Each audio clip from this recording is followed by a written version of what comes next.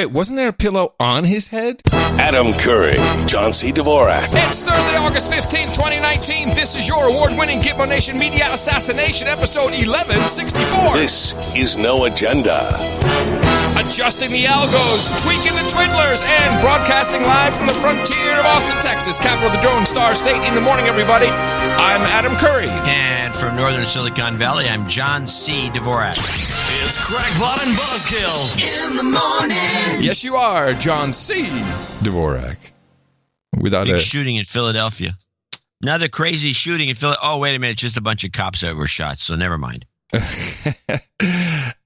You know the problem with that shooting in Philadelphia, don't you? There's more than one problem. What's the problem that you saw? Well, I didn't see it, but I'm pretty sure the shooter wasn't white, and that's a problem for news reporting. This brings us to the clip.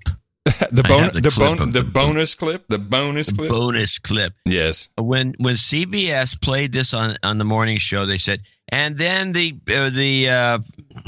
shooter was then surrendered, and then they showed a white guy coming out of the building.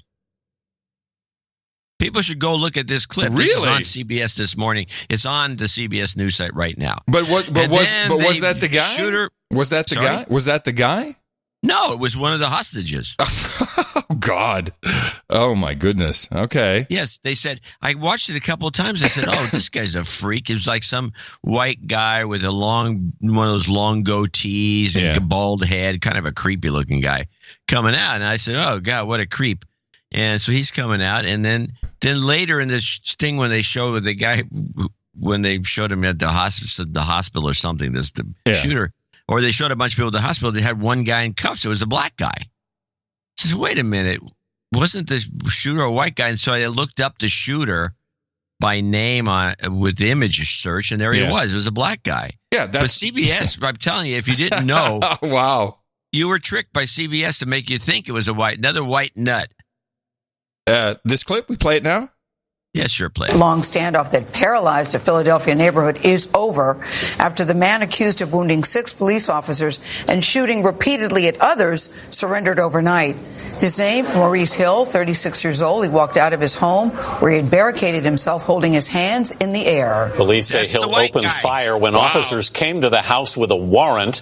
2 officers and 3 hostages were trapped inside for about 5 hours until a SWAT team rescued them. CTM national correspondent Jerika Duncan is at the scene in Philadelphia. Jerika, what do we know about the accused gunman? We know that the accused gunman has a criminal history, an extensive criminal history that includes several gun possession charges. Now, as for those 6 officers that were wounded, they were released from the hospital and are said to be in good spirits this morning. You know, you take a look at the scene behind me right now, police still gathering evidence. It is quiet, it is calm. But hours ago, neighbors here described it as a war zone. Sounds of gunfire terrorized this neighborhood in Philadelphia for hours. I got an officer shot. Give me SWAT ASAP. Long gun ASAP. Officers serving a narcotics warrant at a home around 4:30 p.m. yesterday were ambushed by a gunman barricading himself inside. The shooter fired multiple rounds. Officers returned fire, many of whom had to escape through windows and doors to get from a barrage of bullets. You know, this broke yesterday, and I was scanning across the channels, and I noticed right off the bat, Fox News was going live regularly. CNN, MSNBC went live in the beginning, and then didn't come back really. And they were running, a special of Anderson Cooper interviewing Don Lemon. I mean, just interviewing each other, whoever the hell it was. And then just they completely ignored it. And I knew right then and there, I turned to my lovely wife. I said, uh-oh, he's not white. This is a problem. Can't report on it. And they don't. And there's no mass shooting, the gun, that's get rid of, none of this. Well, CBS tried to do this. Gail who says the guy came with his hands in the air, I think was a prelude to showing the clip of a guy coming out with his hands in the air was a white guy. Right. And then there was the second little gem in there where the announcer woman says he has a criminal history, And then instead of giving us any criminal history, she says many gun possession charges. Hold on. I didn't finish the clip, so let's listen to the rest of it. 6 officers were shot, including one who was grazed by a bullet in the head. One of the cops was running past. He had blood all on his head. Heavily armed police officers, dozens of squad cars, and SWAT teams swarmed the area. Damn, SWAT, all SWAT. Police, along with the shooter's lawyer, were trying to communicate with the suspect for hours, urging him to surrender and free hostages. SWAT was able to successfully extract the 2 police officers that were trapped upstairs, as well as 3 prisoners. But as darkness began to fall, the siege didn't let up. I'm still ringing off. More than 7 hours later, the gunman surrendered with the help of his lawyer, Shaka Johnson. I've never known him to possess the traits that would have a person shooting at police officers or having a whole community under siege. Yeah, okay, right. Well, anyway, it's very obvious which way the bias goes. And it's the same. We had a guy try to blow up an ice facility with a propane tank, and he was armed with... Now, do you have a handgun or a military-style assault weapon? I don't remember, but it was the same, similar situation. Yeah, and just no reporting. It's so wrong. Well, they just have to put up with it because there's nothing anyone's going to do about it. They got the marching orders from who, though? Yeah, well, they're following them, that's for sure. Yeah. Well, amidst all that, I've been poisoned. Yeah? Yeah. Do you remember? What do you mean? Well, I've been poisoned. Do you remember? You've been poisoned? How Yes. come you're even talking to me? You should be in the hospital. I should be in the hospital. Do you remember? It was about a week ago, not long after I went wake surfing again with the former New York banker and had severe stomach issues. Well, no one on the show knows that. No, because you're a trooper. Yeah. But me and my buddies, we're in big trouble here, specifically in Austin.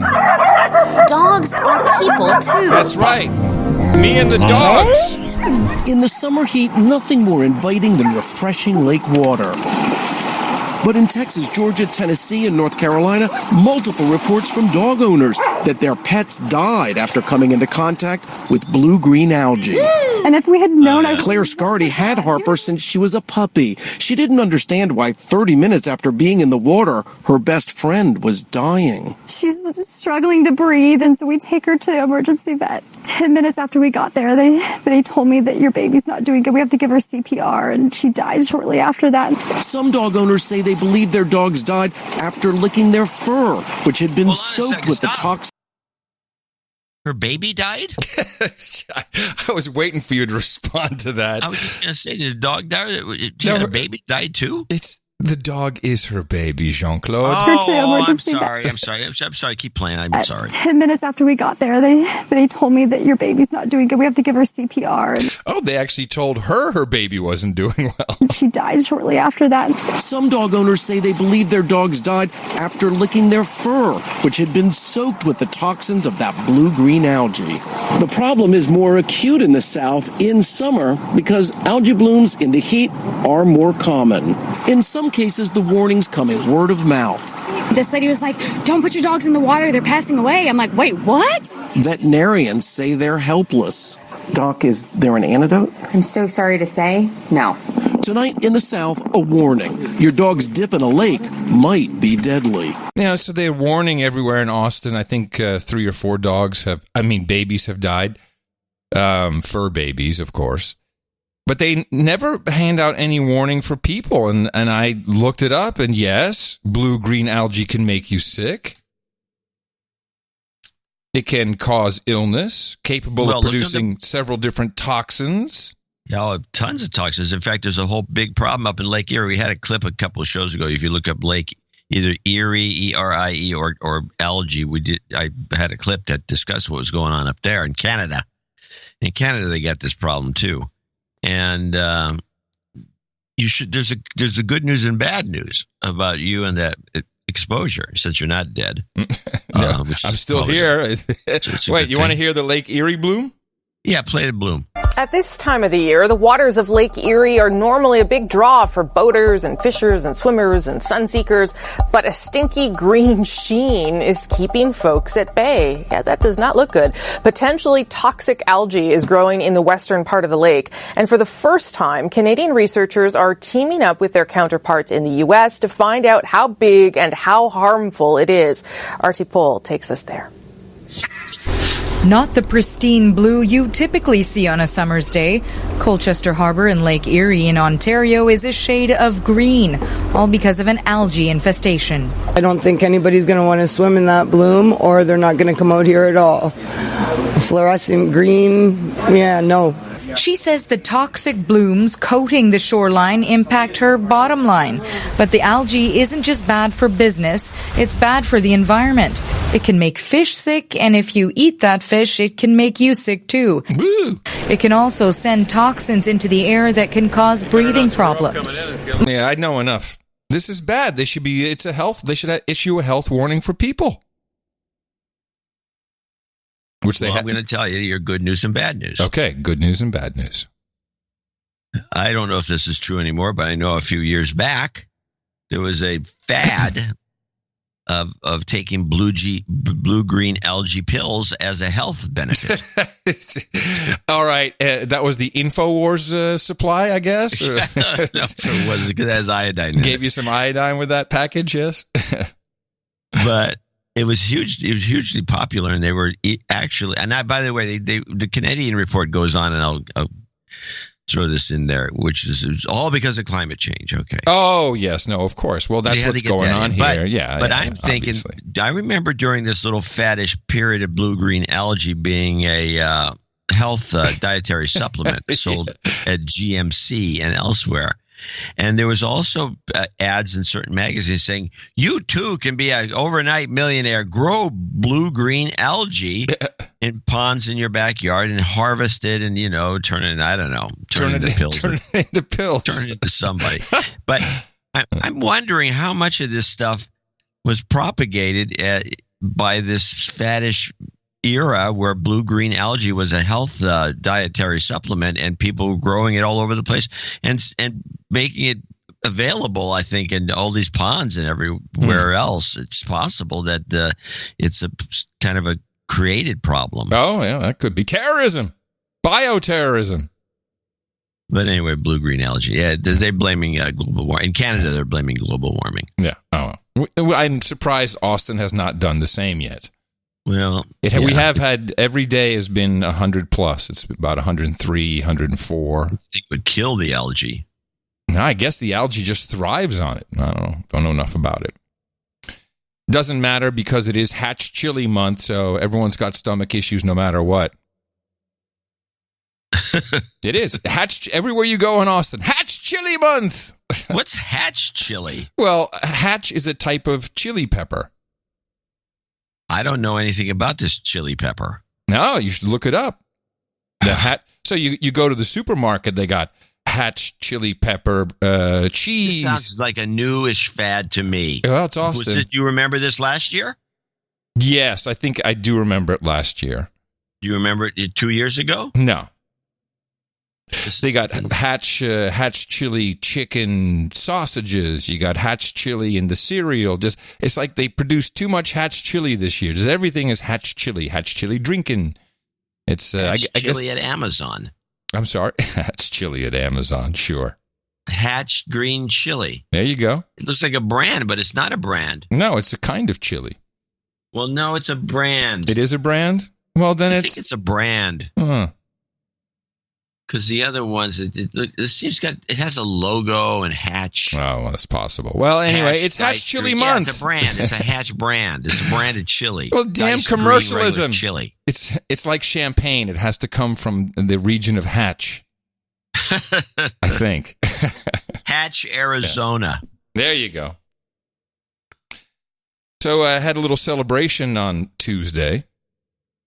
I thought it was Wednesday, but I woke up Tuesday morning. Everyone's tweeting, "Hey, 15th anniversary of Daily Source Code." Yes. I actually listened to that. Oh.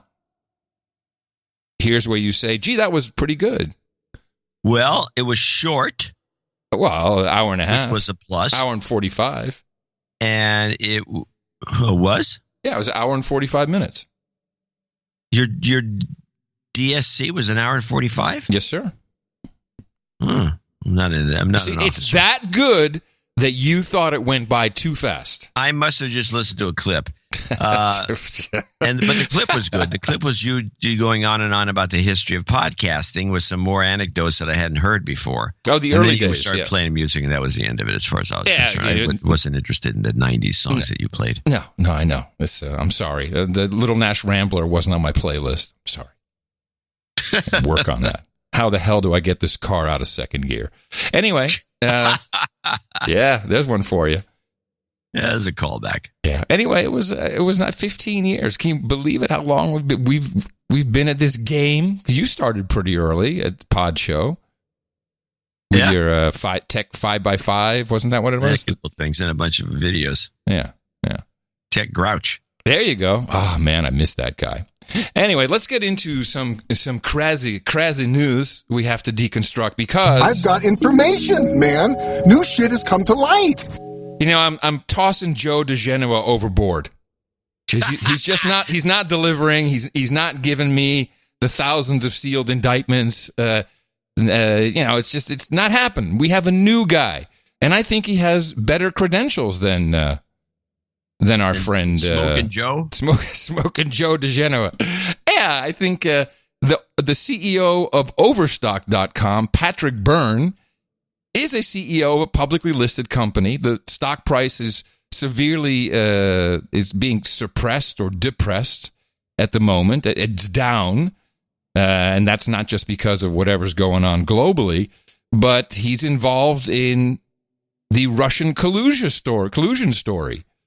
And at first, Sarah A. Carter, SarahACarter.com, I subscribe to the feed and I read her stuff, and people send me articles. I'm like, is this really true what she's saying? And so I'm hunting around, and lo and behold, 2 days ago, the CEO of Overstock.com was on Fox Business News to explain exactly what's going on. Let me give it to you in a nutshell. In a very strange way, by a weird fluke of history, I ended up in the center of the Russian and the Clinton investigations.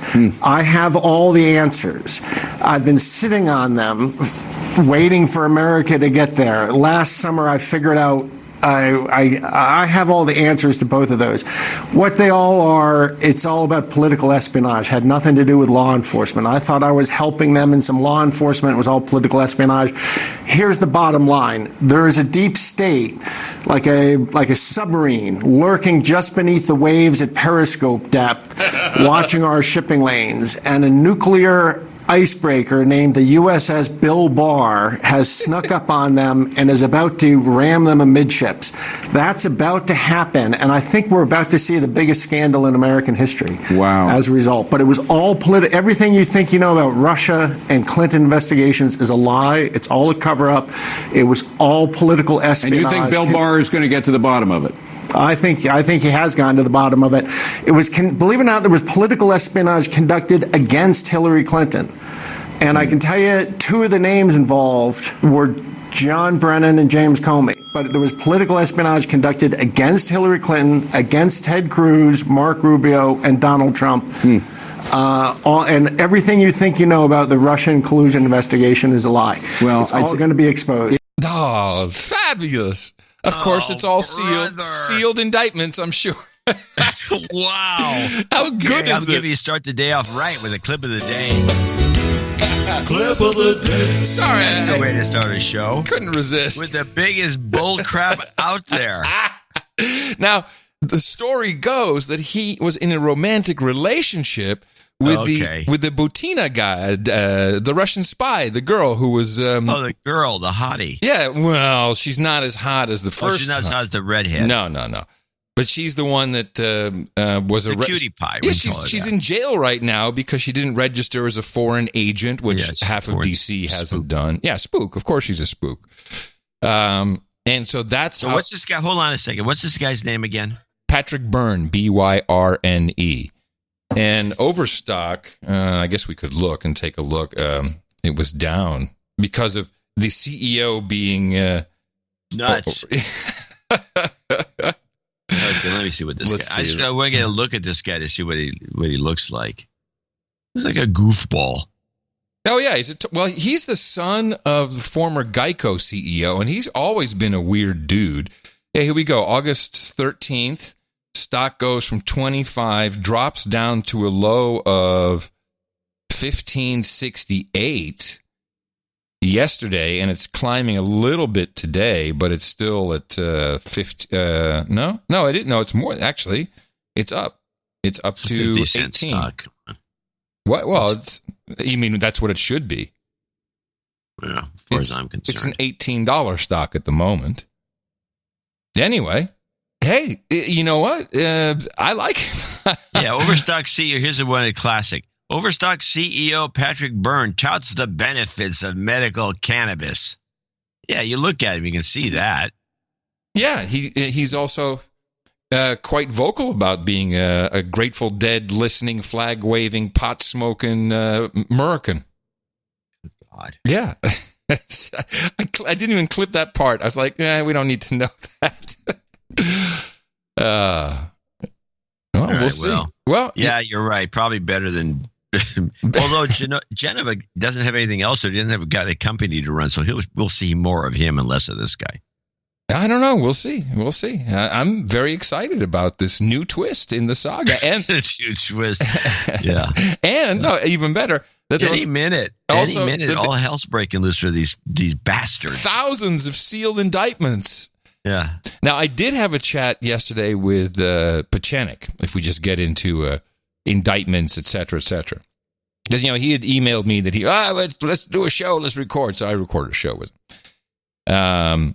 And as in typical Pachenik fashion, he always has something he wants to focus on, and it's usually involves China, in this case India, Pakistan, the Bhutan region, Kashmir. Yeah, he's got his marching orders. Yes. But we did talk. Apparently, you're the only outlet for him. Well, yes. It seems like all the rest have been burned. InfoWars doesn't reach anymore.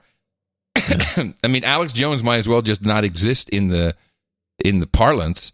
I guess we're the same, but at least we're still listed in Apple's iTunes. Yeah, we haven't been kicked off anything. Shh! Don't talk like that. Don't say these things. So knock on wood. So I asked him the typical things, and he said, "Well, that Epstein doesn't matter. He's dead, alive. You'll never hear from him again, of course. And Ghislaine Maxwell, we're never going to hear from her again. She'll be found dead, or I love that all of our intelligence services cannot seem to find Ghislaine Maxwell, although the Daily Mail."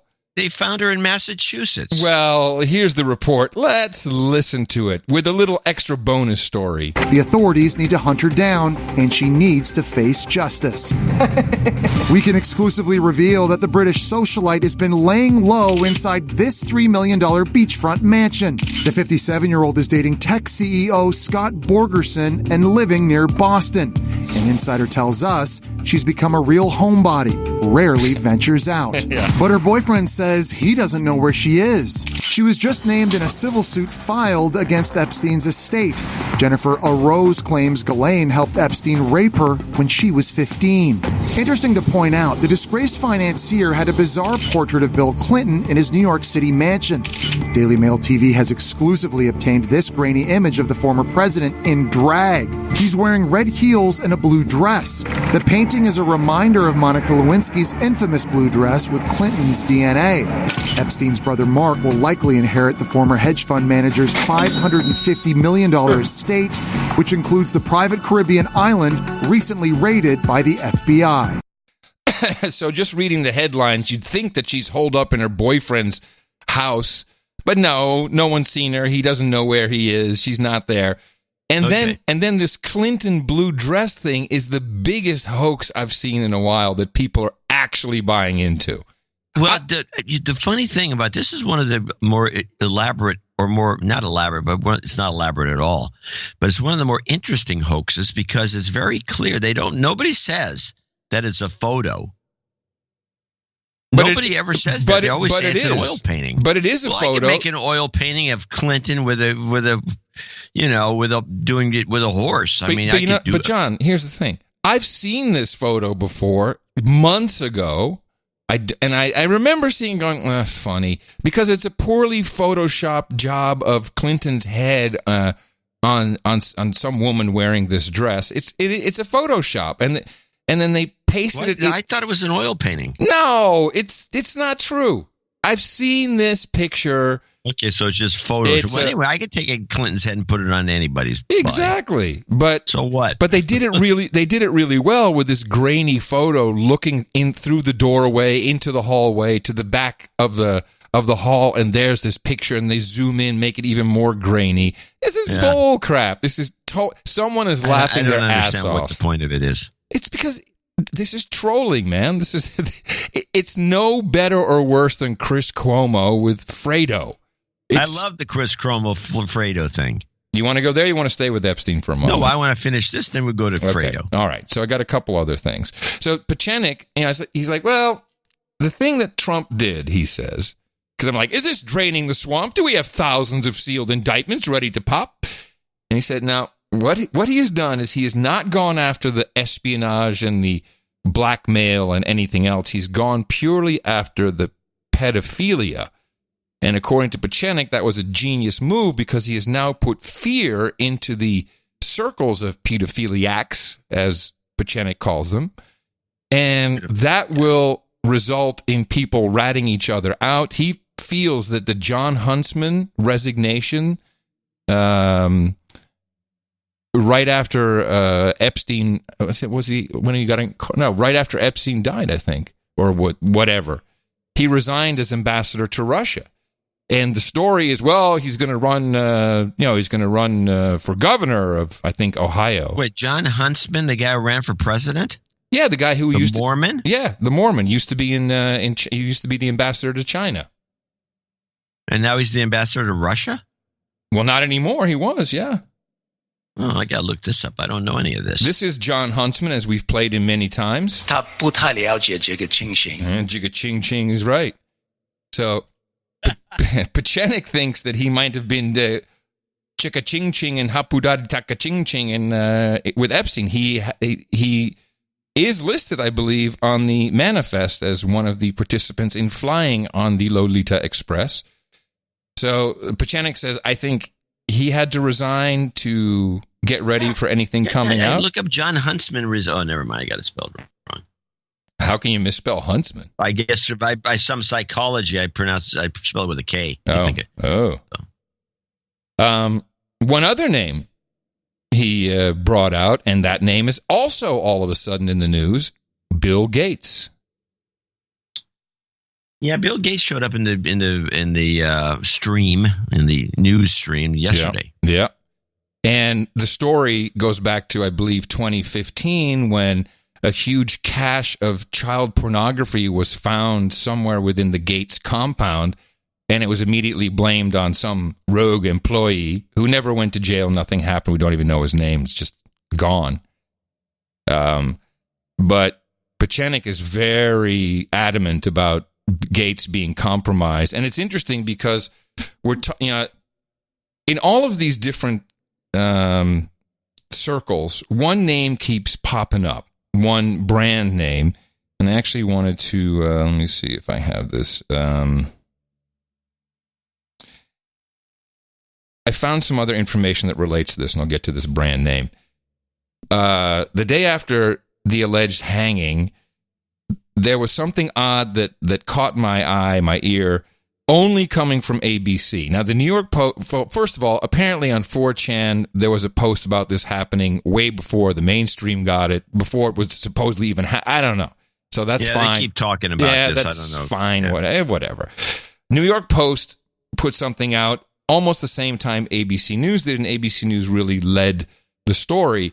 But across the board, in all of their written articles, including this first report, there was something new. Instead of calling him the billionaire financier, the billionaire hedge fund manager, it became... Wait, so sources tell ABC News Jeffrey Epstein took his own life. The exact timing and circumstances are unclear right now, but the mega millionaire is accused of exploiting and abusing dozens of minor girls. The mega millionaire. And it kept coming back, mega millionaire. And no one has said this. And no one has said it since, except for ABC, as far as I can tell. And it didn't take me long to find the mega group.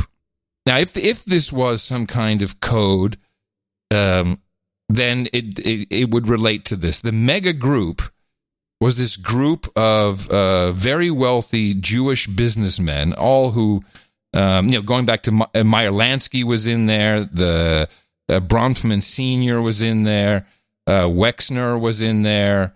And then also Maxwell, Ghislaine's dad, Robert Maxwell, was a part of this group, and Epstein became a part of the group when through his association with Wexner of L Brands. And in this group, almost every single one of these people has touched, or in Maxwell's case, directly sold the Promise software, which we've talked about before. This is from Inslaw. This is the old scandal from years back. It's a very old story, and actually I put a couple links in the show notes to look at it. There's something called The Last Circle. And everybody who's ever really looked into it from an investigative perspective is dead. Dead. They're all dead. So I'm like, I don't think I need to dig too deep on this. There's about 6 bodies, but briefly, the story is that a Silicon Valley company, Inslaw, created this system called Promise, Promis, no E. Drop the E for extra savings. And it was able to connect to mainly financial databases and systems, but it really connected to everything and to all databases that were being created and built. We're going back to the 60s now. This is the late 60s that a lot of this work started.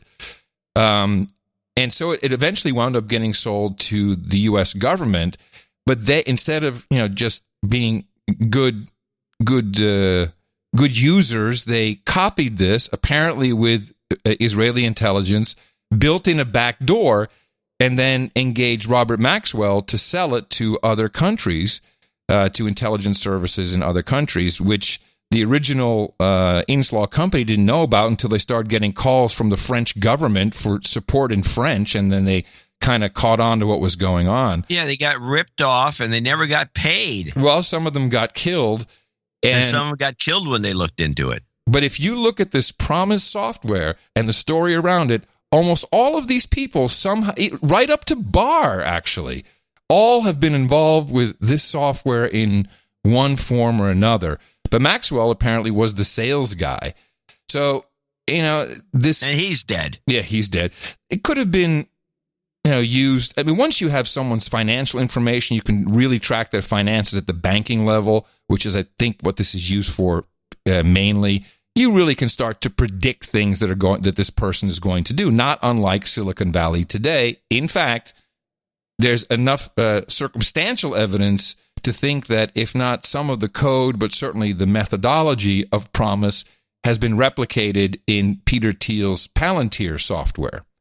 So there's a lot going on around that, and let's give me a little more insight. The final thing is, and this would be the claim, that Bill Gates was compromised very early on in the Microsoft trajectory, probably through a honeypot type scenario. And that the Promise widget or some code has been in Windows for as long as we've been on the planet, apparently. And that wouldn't surprise me. Well, a couple of things I can at least note. Silicon Valley has a lot of methodologies for, tracking tail numbers of private jets going here and there. And then you find this guy and that guy both landed at Hayward on certain time, and then the 2 planes left, and you figure, well, this guy owns this company, that guy owns that company. These 2 guys they're not buddies, they're not hanging out. There's a merger coming. There's also a backdoor into some of the restaurant reservation open systems that we know of. Open Table. And you can say, well, let's see. I can see Hearst has been meeting with so and so, and they're not pals, or it's not like there's some other reason. So maybe there's a merger. Let's look into it. So you can so this sort of thing is very valuable if you're doing a lot of big trading, and you can't get inside. You can't use inside information. This is a way around it. It's a workaround. Right. Now, Bill has always been fond of petite blondes, specifically. Okay. You heard it here first, ladies and gentlemen. Well, I don't think it's a big secret. And during the era of Microsoft, before they moved to Redmond, they were in, I think it was Bellevue, Yeah. Where Burgermaster is. And I think Burgermaster is going out of business. Anyway, they had this was told to me by the guy who wrote Hard Drive. I think it was the original Bill Gates, the book on Bill Gates, is a reporter for the Seattle Times. And I had a long chat with him for some other circumstance. So we started talking about the book and the stuff that he left out. And so he gave me a number of interesting stories that they wouldn't let him run, or he couldn't run, or he didn't have enough backup for it, or it wasn't, You mean a Vanity Fair type job? Yeah, I don't know want to put it in that term. But it's just a normal. This is the way it works. You don't get everything in that you want, and some stuff gets left out, and then you end up talking about it on the phone on podcasts. On podcasts. So you end up finding out about it. So supposedly, now this is all alleged. Got it. Microsoft had an account. They were big with hookers in the early days. Woo! To the point where they had an account with some. And this is in the era where there was a lot of hookers.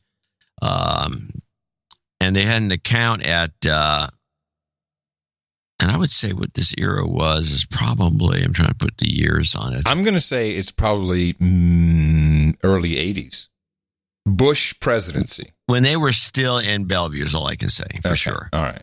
And they had just an open account, and this is when Microsoft, everyone had their own private offices. Everybody had a private office at Microsoft. And when you visited the campus in the early days, there was nobody. It wasn't one of these open air things where everyone felt like a drone. It was every coder, everyone who works there, wherever you did, you had a private office. You could close the door and lock it, and you could have a bed in there if you wanted to spend the night, because a lot of coders like to do that. They just stay there. Yeah. And that was very common in the early days.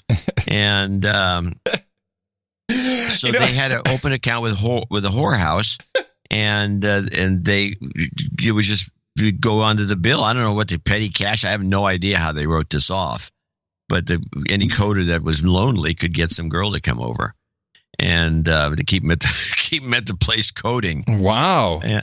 And what a great place to work. Yeah, but it had to be dynamite. That's why you could take a cut and pay to work there, because there are benefits that are a little more than the free lunch at Google. And I was allegedly, according to the source again, the writer, he says that Bill's Bill Gates's hooker tally, his hooker was actually the madam of the place. Why is there no book about this? The hidden secrets of Silicon Valley and hookers. In my memoirs. Nice. So that's what does that mean? I don't know. I mean, for one thing, the madam's the oldest one, and he preferred, from what I could tell, because he used to date Deborah Weiss, who was a writer for me when I was at InfoWorld, and the two of them were. And I do have a funny story about that, which I'll tell on another show. But he used to date her all the time, and she'd go out with him, and she was a petite blonde. Huh. And then Deborah's the one who said, "Yeah, he likes petite blondes." Well, depending on how petite the blondes were, that may have gotten them into some trouble, which created some kind of something in Windows that tied into promise. I perceive problems with a lot of these girls that were, generally speaking, some of these, and I'll call them whores, are salespeople. And they try to sell you on what they're offering.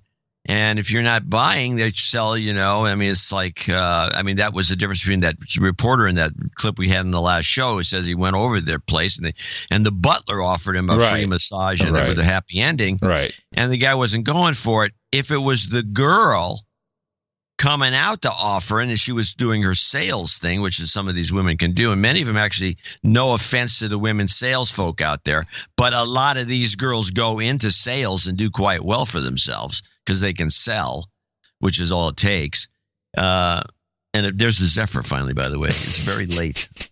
It's moving slow. If I want to know about trains or hookers, I call John C. Dvorak. That's for sure. Well, I could go on with these stories, yes. but I'll let it slide. But just the point is, it's possible that something bad happened. Well, people die around this software and the knowledge of it, and there's in these circles when these things are taking place, all kinds of bad stuff happens. In fact, now. Well, let's just listen to it. This was on an Australian, I think this was the morning show. They had a guest on from the U.S., and he was talking about the Epstein case. And, of course, at the Le Moment Suprême. So have Epstein's secrets died with him now, or are we going to learn a lot more about all those rich, powerful, and famous people that allegedly had girls procured for them by Epstein? Hopefully, we learn what was going on there. The prosecution is not dead because one of the charges against Jeffrey Epstein was a conspiracy charge. And that's significant because it means that other people were involved. So we know that other people were due to be charged. They just haven't been charged yet. But with the names that you're starting to see thrown around in these things, I mean, former high officials in the Clinton administration, you're talking about names in the royal family, all kinds of names have been thrown around, and we're just scratching the surface of documents that are the surface of the documents that are available now. So, Michael, is there a chance that we do learn the truth, but it's so outrageous that nobody actually believes it? I was asked that question a number of times today, and it just remains to be seen what the resolve is of prosecutors. And that, it may not be a prosecutor that finds out the truth. It may be some intrepid reporter, like yourself, who takes it into the bit into their mouth and runs with it, and finds and is determined after years and years to find out what the truth is. But I think that the truth is, at its core, probably something.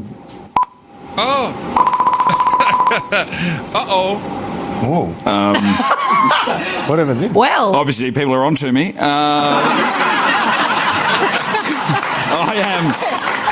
I am through the looking glass. I mean, my reputation. With you, you're on your own. Yeah, so the minute the guy says, here's the truth, here's what's going on, they pull the satellite plug. Perfect. It just builds and builds and builds. Now, so many cool characters are coming out of the woodwork. Judith Miller. Do you remember Judith Miller? Who can forget Judith Miller? Judith Miller the is spook who took us into Iraq. She basically got us into Iraq, into the war, in part thanks to her reporting on Iraq's weapons of mass destruction, both before and after the 2003 invasion, which later we discovered it was inaccurate information, came from the intelligence community. So she's a spook. And she's not, and I don't understand why anyone would want her on their media property. But I guess when Tucker Carlson's out and you have Mark Stein in, who I like as a commentator, I think he's really poor as a host. He can barely get a sentence out without stammering and stuttering, and it's just, he's no good. But she said something quite remarkable. One of those, as in, the truth wants to come out. My point is, this guy is at the preliminary stage. Right. All the United States government had to do was keep him alive until the trial. And it's brazen. If you were writing a thriller, you wouldn't put in anything this obvious where he just gets whacked before the trial. It's brazen either in its incompetence or in its cynicism and corruption. And the American people seem to be leaning towards the latter one of those explanations. I know that people love to embrace conspiracy theories, Mark, but I really think we have to wait until all of the facts are in. And the facts, by the way, are changing a lot. We know some things about... The facts are changing a lot. Okay. You would know how that works, Judith Miller. The facts are changing. That's not how a reporter does work. Anyway, we all know basically that Trump is to blame for everything. That's Trump's fault. Yeah. Hey, and on the Trump rotation, TrumpRotation.com, do we have conspiracy theorists now listed? I don't know where that fits in. Oh. Within hours of Jeffrey Epstein's apparent suicide, President Trump was retweeting a conspiracy theory linking Bill Clinton to his death. It was immediately picked up by Russian state media, going viral. A Clinton spokesperson calling the tweet ridiculous and, of course, not true, but a top Trump advisor defending it. I think the president just wants everything to be investigated. For the president, seizing on a conspiracy theory is part of a pattern. He launched his political career with the false birther claim against President Obama. He may not have been born in this country. In 2016, there was the bizarre claim that Republican rival Ted Cruz's father had been involved in the Kennedy assassination. There's a picture of him and crazy Lee Harvey Oswald having breakfast. And after the election, the false charge that millions in California had voted illegally for Hillary Clinton. The same person votes many times. You probably heard about that. Other examples, that Justice Scalia may have been murdered, that vaccines cause autism, or thousands of Muslims celebrated in Jersey City on 9/11.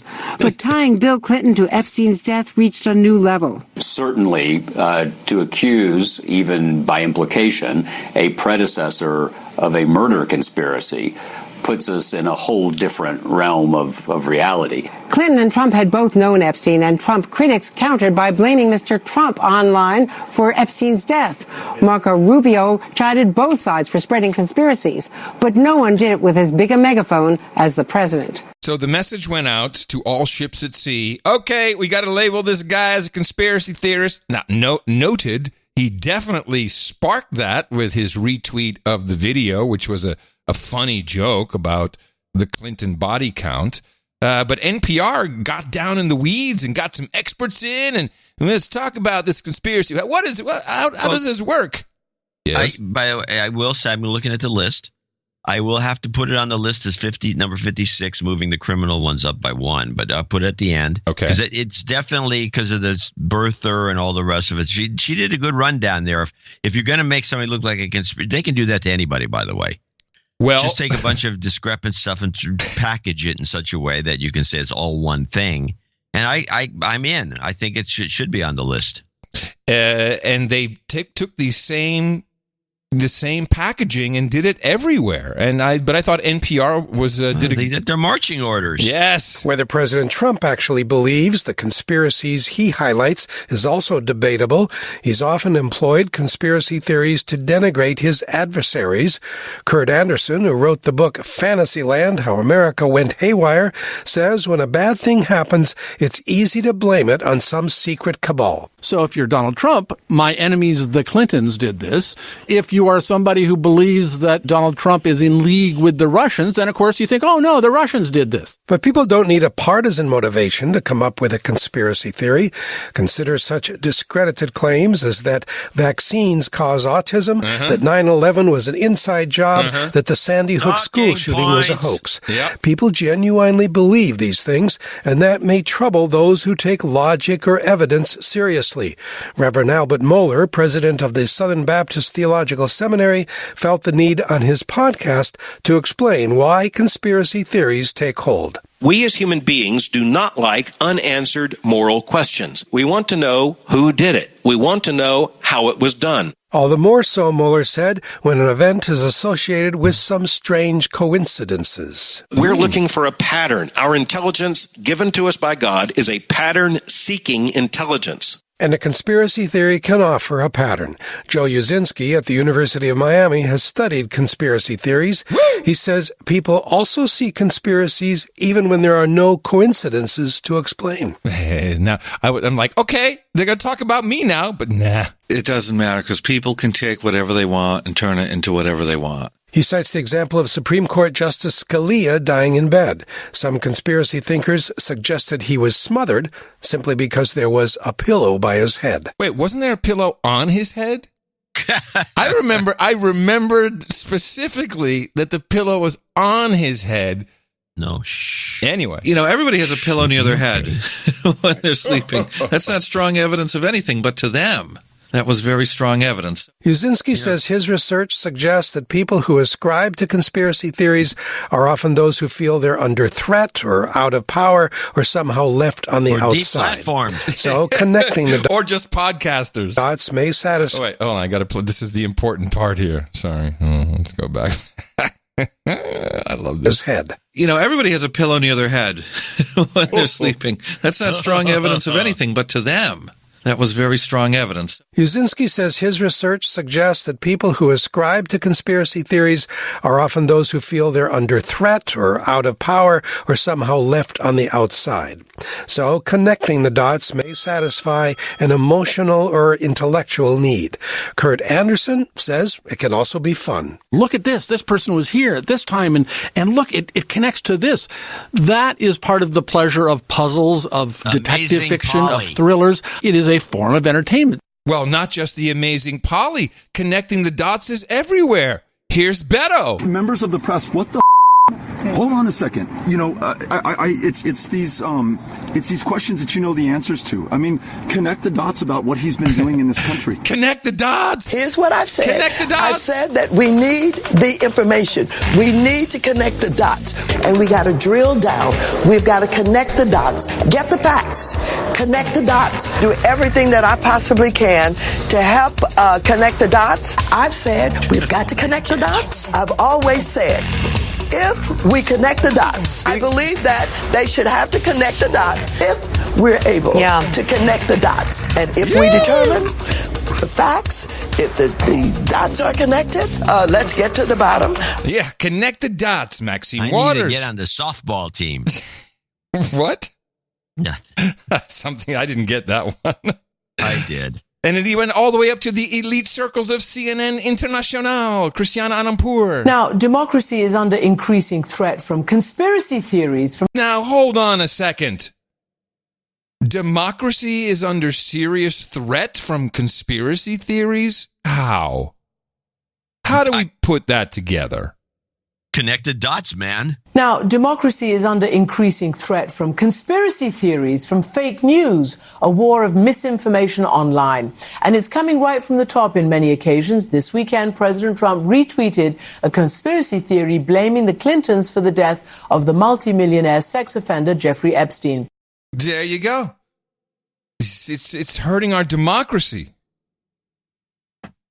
Well, this democracy under threat is getting on my nerves. But the thing about this conspiracy thing, where I think is an element kind of missing, that it's just this in itself is a conspiracy theory, and you've identified the fact that you have the same talking points from different outlets that are very discrepant. By the way, they're not like ABC, NBC. It's different, and you've picked on that, but. What would be the real motivation to get people to think, oh, it's just conspiracy theory, oh, deep state, just a conspiracy theory. There's no deep state. And this is all eating away. If you look at the entire Trump rotation, it all eats away at the idea of draining the swamp and clearing the deep state, which is the bureaucratic technocracy that runs the country. Right. It's the people that are always there, and they've created their own government, shadow government for all practical purposes, which runs everything.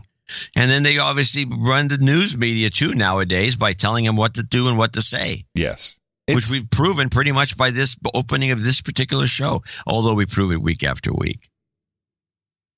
Yeah, and I would say, there's a pretty good conspiracy theory right now that all these mass shootings, it's all because of Trump. Trump did it. They're using the same words. I mean, it's a manifesto that was uploaded by someone else at a different time. But okay, we'll just look past that. It's just all, it's all Trump's. He can actually mind control people. He can mind control people. The attorney for a U.S. Army veteran charged with assaulting a 13-year-old Montana boy who refused to take off his hat during the national anthem says his client believes he was doing what President Trump wanted. Kurt Brockway's attorney, Lance Jasper, is quoted in the Miscellaneous saying the president's rhetoric influenced his client, who got into a confrontation with a 13-year-old boy at the start of a county rodeo and slammed the teen into the ground, fracturing the boy's skull. Jasper says he will seek a mental health evaluation for his client. Yes. So even his lawyer says he's nuts. But no, Trump, man. the president told him to do it. And that's, the MSNBC, which I watch mainly during the day, I'll switch back to CNN is just so poor. How can you, I'm surprised you're not completely insane. Well, maybe it's not the blue algae. Maybe it's MSNBC that's giving me stomach issues. But Donnie Deutsch, you played a clip from his show. He has a Saturday night show now. Yeah, he's completely out of control. Oh, I got to play this clip. He's just off the rails. Enough is enough, and I want to talk to the white people out there, okay? Pay attention, John. White people. I want to talk to wealthy white people, because I've had it. I've had discussions when I talk to friends, people I know. He's good for the economy, but he's good for the economy. They're all jerks anyway. No. Are these his friends? What kind of friends does he have? Hey, Donnie, it's good for the economy. Donnie, don't give Trump a hard time. Donnie, it's good for the economy. He's just saying things. I've had discussions when I talk to... I think maybe his good friend is Chris Cuomo. Hey, don't call me Fredo. Friends, people I know. He's good for the economy, but he's good for the economy. They're all jerks anyway. No, it's time.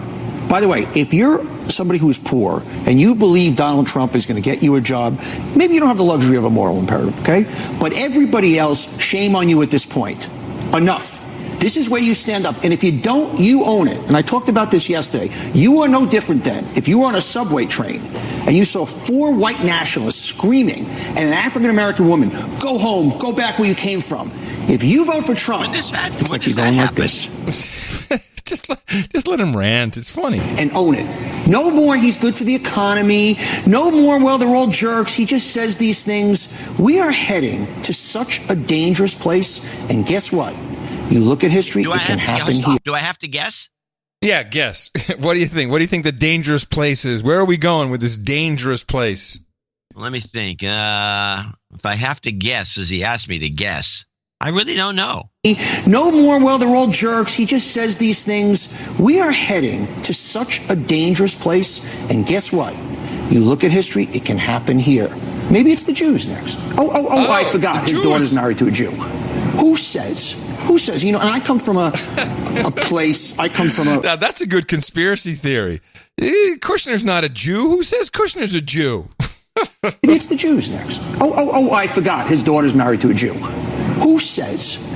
And I come from a place, I come from a group of people where it happened to. 6 million of them. And I'm not saying Trump is that person, but every playbook that's happening, every single playbook, creating the other, getting rich people to look the other way, getting people to not trust the press, getting the judicial system in your pocket, getting an entire branch of government, the legislative branch, the Republicans, to just march with you. Sounds like Hitler to me! To act above the law, to say that you're going to put your adversaries in jail. What else do we... And now, hey, you dark person, if you don't like it here, go back from where you came. Boy, it's time for us and time for white people who maybe it's not so great for your pocketbook. Go in and look at your children and decide who you are. Oh, Donnie. This guy. Yeah. What is wrong with MSNBC? Everything. Just everything, man. Just everything. You could...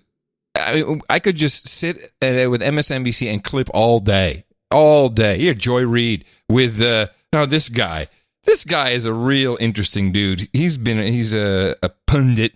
What is his name? Elie Mystal. He's the black guy with the crazy fro. It's almost white. And the really poorly fitting suit jacket is really not a good look. Oh, he's all about the hate. I double, triple dare you to try to beat that. But I mean, the thing is that the question, and I'll throw it all to the can, how do you communicate that to people who are drugged by it, right? They're already anesthetized by it. Anybody? Throw it Look, I've had people call my show in the past who are Trump supporters who are white, who bluntly said, he makes me feel better to be white again. He makes me feel better about myself as a white person. Yep. They've literally said that, and they're like, I'm not racist. He makes me feel good about being a white person, and that we are suffering. We are a victim. He speaks the victimhood language. So for them, we look at it as pathetic. What? They look at it as a champion. Well, now, this is really quite interesting. This is the biggest crock of crap ever. They're making this up. Victimhood language. So for them, we look at it as pathetic. They look at it as a champion. You don't communicate it to them. You beat them.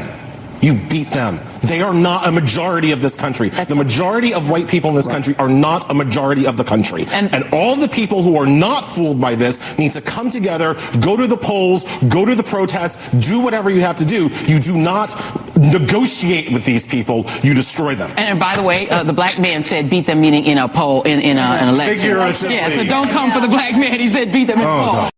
So racist. The whole thing from beginning to end is just racist. Should be, the NBC should be ashamed of itself for putting this stuff on the air. Nobody listens to it. I do. Except you. They have ratings. They have some ratings. Yeah, the only reason they even have the asterisk is because there's one guy. That's you. me. Oh, boy. I did want to... The asterisk refers to ratings. Yes, when you don't have enough to get even a 1. If you have no ratings, then you can get No, you have to have some listeners or viewers to get the asterisk. You can get 0.1.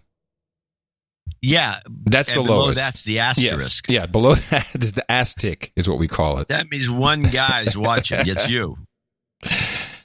So, there's a little bit of information coming out about all these shooters.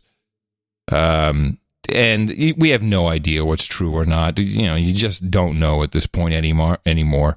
But Bill Barr, and I think I played a piece of this 2 shows ago. He's bitching about encryption again. This used to be Comey's job, and then Brennan bitched about it. Now Bill Barr is like, everybody in the Justice Department says I was first in my first computer oriented radio show, and I remember even before that in the when I was writing for InfoWorld, and that would be in the late 70s, early 80s. This was a topic of conversation, and then the Clipper chip click came along. Oh yeah, and that was going to close the deal, and that was a flop. Yeah, these guys they just do anything they can so they can just listen in on everything. Yeah, and so the drive is the same. The idea is, hey, it's okay if you want to have end-to-end encryption. It's okay. It's just we got to be able to look into your shit if we want to. That's just the way it goes. So, and what's the point of the encryption? Yeah, but we can't have that in a democracy. You can't have that. It's because you have to have law enforcement. This is the problem with Bitcoin. We can't turn off your bank account. There's a problem. We can't have that. So Barr makes an I had only seen the clip, and I went back and watched the whole half-hour speech, and it's filled of, we're all going to die of this encryption if we don't figure this out. I'd hate to have to legislate it. Blah, blah, blah. And this is 2.5 weeks ago. We think our tech sector has the ingenuity to develop effective ways to provide secure encryption, while also providing secure legal access. Some good minds have already started to focus on this, and some promising ideas are emerging. Listen to the promising ideas. Our colleagues at the United Kingdom's GCHQ have proposed virtual alligator clips. No, virtual alligator clips. Which allow a provider to respond to a warrant by adding a silent law enforcement recipient to an otherwise secure chat. Sounds perfectly okay to me. Ray Ozzie has tabled a proposal for exceptional access keys for locked encrypted phones so that they can be unlocked pursuant to a warrant. Is Ozzie still with Microsoft? Ray Ozzie? No, Ozzie's, I don't know what Ozzie's doing. He's the guy who did Lotus Notes, for anyone who doesn't remember that. Fiasco. Believe me, we remember. I'm replicating. I'll be back in an hour. Replicating the Lotus Notes database. Yes. Let's see, what is he doing right now? Yeah, it was at Microsoft between 2005 and 2010. And currently he is... Yeah, once he left, the stock skyrocketed. Isn't he still the chief software architect? I guess not. I doubt it. No. Oh, he's a bad guy. He's on the board of directors at HP. Oh, well, there you go. That's where he belongs. And he joined the board of Safecast in 2017. What is Safecast? Something that's probably not safe. We continue with some of these great ideas. And Matt Tate has proposed layered cryptographic envelopes to allow lawful access to encrypted data at rest on disks or other storage. I would say layered encrypted envelopes is the way to go. It just sounds beautiful, Bill. Layer encrypted encrypted envelopes. Okay. Now, but wait. He's about to make an interesting prognostication. Encrypted data at rest on disks or other storage devices. I think it is prudent to anticipate that a major incident may well occur at any time that will galvanize public opinion on these issues. Whether we end up with... So there was a brief moment in time where I think it was the Dayton shooter. They couldn't get into his phone, and they were trying to launch this story, and it just failed. But, I just find it interesting. The guy says, hey, it could happen at any time. Galvanize public opinion on these issues. No. Whether we end... Huh? He's full of crap. I don't want to stop the clip. Yeah. But I want to say this. This is not about public safety or anything like that. When you really start boiling it down, this is about spying on financial transactions so you can benefit. All of this stuff has always really been about spying on financial transactions. That's what you want to do. Which is exactly what the Promise software did. Yeah, and so that way you can make a lot of money by being you're like an insider now. You're just watching the negotiations go on from afar, and then you can make your investment decisions. This is not about protecting the public. Again, if these guys, they got NSA listening in on everything. They've got all this stuff going on. We're being spied upon in a surveillance society. Everybody bitches about it. Started in 1947 with the whole surveillance, the act that Truman pushed into law. And we're all, being spied upon constantly. But they've not prevented one of these things except the ones that they've set up and that were phony, where they suckered some guy into doing something that he shouldn't have done, instead of just telling them not to do things. You're absolutely right. They're very good at reconstructing things after the fact, which, let's face it, if you get an IRS audit, you do the same. It's like, okay, let's see. Let me figure out how all this fit together, and then you piece it all together. There you go. After the fact, there's enough records and stuff. Yeah, this is the old hindsight thing. I mean, I can predict stock prices if I go back in time. And so, and I can find some rationale. Look at the way this chart went. That's why it skyrocketed. Well, this is bull crap. It's all bull crap. This is just this is spying for financial gain, blackmail and spying. Blackmail is another good way to make money. Yeah. As the saying goes in the stock trading business, technical analysis of stocks and stock movements is 100% accurate after the fact. And that's always that way. You talk to a technical guy, he's like, Look, here's where it broke through the 39th Fibonacci, and it was right above the curve, above the noise, and it's, oh my God, the time series hit. No wonder. Didn't you see that? It's so obvious. Yeah, that was yesterday's chart. When it's happening live, it's a little different. It's like weather predicting. Or climate change, for that matter. Well, okay, I'm going to skip the rest of this clip and go straight to my one of my climate change clips. This is from the Vermont Eye in the Sky weather report. I thought you'd get a kick out of it. Good afternoon. From the Fairbanks Museum in St. Johnsbury, this is the Eye in the Sky forecast. A few upper 40s in the cooler spots over the Northeast Kingdom as well as the Adirondacks will be found. Dry conditions and cool temperatures offer some great stargazing weather. Monday brings more pleasant weather with mostly sunny skies and comfortable highs in the 70s. Computer models are not in firm agreement about the timing of a weak cold front that drifts south from Canada sometime between the evening and overnight hours on Monday. This brings a chance of scattered to isolated rain showers, primarily over northern areas.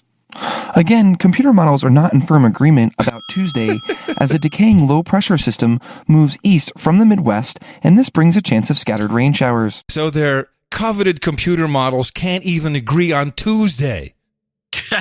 Let alone 10, 15, 20, 50 years. Oh, yeah, computer models. They're great. What could possibly go wrong? And there you have it in a nutshell. Well, then I might as well I'm going to do two more. I'm going to do my my final 2 Green New Deal clips, my climate change clips, and then I'm going to relinquish the microphone. BBC is shocked, I tell you. Now, before we go, you have to see this. Kangaroos are not normally associated with freezing conditions, but as wild weather lashes parts of eastern Australia, they've been getting a chance to hop on snow. This footage shows a large mob of kangaroos bouncing through paddocks around 300 miles inland of Sydney. An icy winter blast is sweeping across the region, catching even the most seasoned locals by surprise. Yo, snow? What? How can that be? We don't get snow. It's not supposed to snow. Must be extreme weather. The climate models are in disagreement over that. And then our favorite abused child seems to be a theme on this show. Now, this is truly an abused child who is being abused by adults around the world, and it just continues. This is Greta, and she's about to embark on her trip to New York on a 50-foot sailing racing boat. Good luck, Greta. With her final goodbye said, it was time for Greta Thunberg to find her sea legs. Waiting just metres from the Plymouth port in the UK was the Militsia 2, ready to take to the high seas and deliver the Swedish teenager to the US. But this will be no pleasure cruise. There are no creature comforts on board the 60-foot yacht, which is built for high-speed racing. No shower, no kitchen, and no toilet. So calls of nature will involve a bucket. Yeah, go poop in the bucket, Greta. I think it will be quite an adventure. It will be a very new experience. For me, at least, and of course, I expect it to be challenging sometimes, but also good most of the time. Thunberg refuses to travel on planes because of the emissions they produce, so flying to New York for the UN Climate Summit was out of the question. That's when the crew of the Militsia 2 stepped in and offered her a lift with a zero carbon footprint. It's been nearly a year since Thunberg started skipping school on Fridays to protest global inaction on the climate crisis. She says she realises sailing the Atlantic rather than flying is not an option open to everyone. I mean, I am not telling anyone what to do or what not to do. I'm just doing this because I want to do this myself, and I am one of the very, very few people in the world who actually can do this, and then I think I should take that chance to do this. I don't see if anyone else has succeeded. I'm not that special. I can't convince everyone. In just 12 months, Greta Thunberg has gone from unknown teenager to international environmental leader. She's taking a year off school to travel through the US, Canada, South America and Antarctica. She's not sure yet how she'll get home. That's the kicker I was waiting for. Are you taking the same boat back, Greta? No, she's not sure. Walk home. Yeah, she's not sure yet. She's not sure yet how she's going to get home. This has got to be galling to people like DiCaprio and all these guys have their private jets, and they all fly into some little place in the Swiss Alps to have a meeting about climate change. Yes. Yeah, that's fantastic. Poor Greta. But she's going to get sick on that.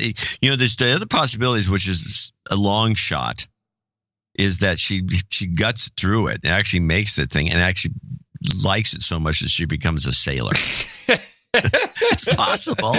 By the way, the whole thing is sponsored by the United Nations. They don't disclose that, but you take a look at the boat. It's a United Nations sponsored voyage. Well, they probably have some top talent on there. Yeah, Greta. Well, besides her, I bet you they make it a pretty good time if they make it at all. Yeah. All right, do your Fredo thing. We might as well. Okay, so Cuomo. Now, by the way, this is funny because everybody followed up finding out that Cuomo had already the Sliwa guy who used to be the Guardian Angel, Curtis Sliwa. Yes, he had him on a talk show a number of years back where he called him Fredo, and he didn't get bent out of shape about it or call it an ethnic slur. Oh, I didn't know that. And that was run on. They ran that clip on. I don't have a copy of it, but they ran the clip on the New York Post, and he's been ridiculed for this from a number of different angles. Because he went nuts. He was either drunk. I can't figure it out. But here's the entire thing. I took out some of the bull crap that they put in on one of the clips. They also took it offline. You can't find this clip anymore. Did you get it with the raw, or did you get it with all the beeps? With the what? With the censored words, or did you get it raw? Oh no, I don't have anything censored. Oh, good, cool. So he's like a very profane guy, and what's really to me, it's like I'm listening to this guy cuss just nonstop like a trucker, and I'm thinking on his show, he's one of the many CNN anchors who talks about, the discourse in this country has become so coarse because of Trump. Yeah. And so this coarse discourse because of Trump, and then you listen to this guy, and here he is. I thought that's who you were. No, punk-ass bitches from the right call me Fredo. My name is Chris Cuomo. I'm an anchor on CNN. I like this is my favorite part. All the rest I didn't care about. But I like it's like, my name is Chris Cuomo. I'm an anchor on CNN. It's like, who says that? Hey, my name is Adam Curry. I'm a podcaster. You know, who says that? It's like... Nobody. I thought that's who you were. No, punk-ass bitches from the right call me Fredo. My name is Chris Cuomo. I'm an anchor on CNN. Fredo is from The Godfather. He was that weak brother. They use it as an Italian aspersion. Any of you Italian? Are you Italian? It's a fucking insult to your people. It's an insult to your fucking people. It's like the N-word for us. Is that a cool fucking thing? You're a much more reasonable guy in person than you seem to be on television. Yeah, but if you want to play, then we'll fucking play. If you've got something you want to say about what I do on television, then say it. But don't call me a fucking insult. Listen. What? I don't want any problems. Yeah, you're going to have a big fucking problem. What's the problem? It's a little different on TV. Don't fucking insult me like that. I didn't insult you. You call me Fredo. It's like I call you punk bitch. You like that? You want that to be your nickname? I didn't call you that. You called me Fredo. You know my name's not fucking Fredo. I thought your name was. You did not think my name was fucking Fredo. Don't be a liar. You want to be a man, stand up like a man. I'm standing up, man. You want to be a man, I'm here. Then fucking own it. Then own what you said. Hey. Then own what you said. Listen, man, I don't have a problem with you, man. Yeah, you're going to have a fucking problem. What? What are you going to do about it? I'll fucking ruin your shit. I'll fucking throw you down these stairs like a fucking punk. Please do. Why, so you can fucking sue? You don't want so you can fucking sue? Well, why don't you do it? Go take a swing. You want to call me Fredo? Take a fucking swing. I'm not going to swing. Take a fucking swing. Watch your fucking hands. Watch your fucking hands. Take a swing. No, come on, boy. Come on, boy. So you want to call me shit? Call me shit then. Hey, listen, man. I'm right fucking here. Doing anything. I'll fucking wreck your shit. I'll fucking wreck your shit. Stop. You didn't know what you were doing when I thought it was your name, man. I thought it was your name. You didn't know, right? You didn't know what you were saying, right? I thought it was his name. I'm breaking it up. Oh, I know guys like this, by the way, in Jersey. There are guys like this who will talk just like that. But, you know, to say that President Trump has been changing the discourse amongst human beings is correct. He's infected Chris Cuomo. Well, if you look into it, it's the guy who calls him Fredo constantly is Rush Limbaugh. Yeah. And that's what he started when you listen to the very first thing Cuomo says. He says, only punk right-wingers call me that. But wait a minute.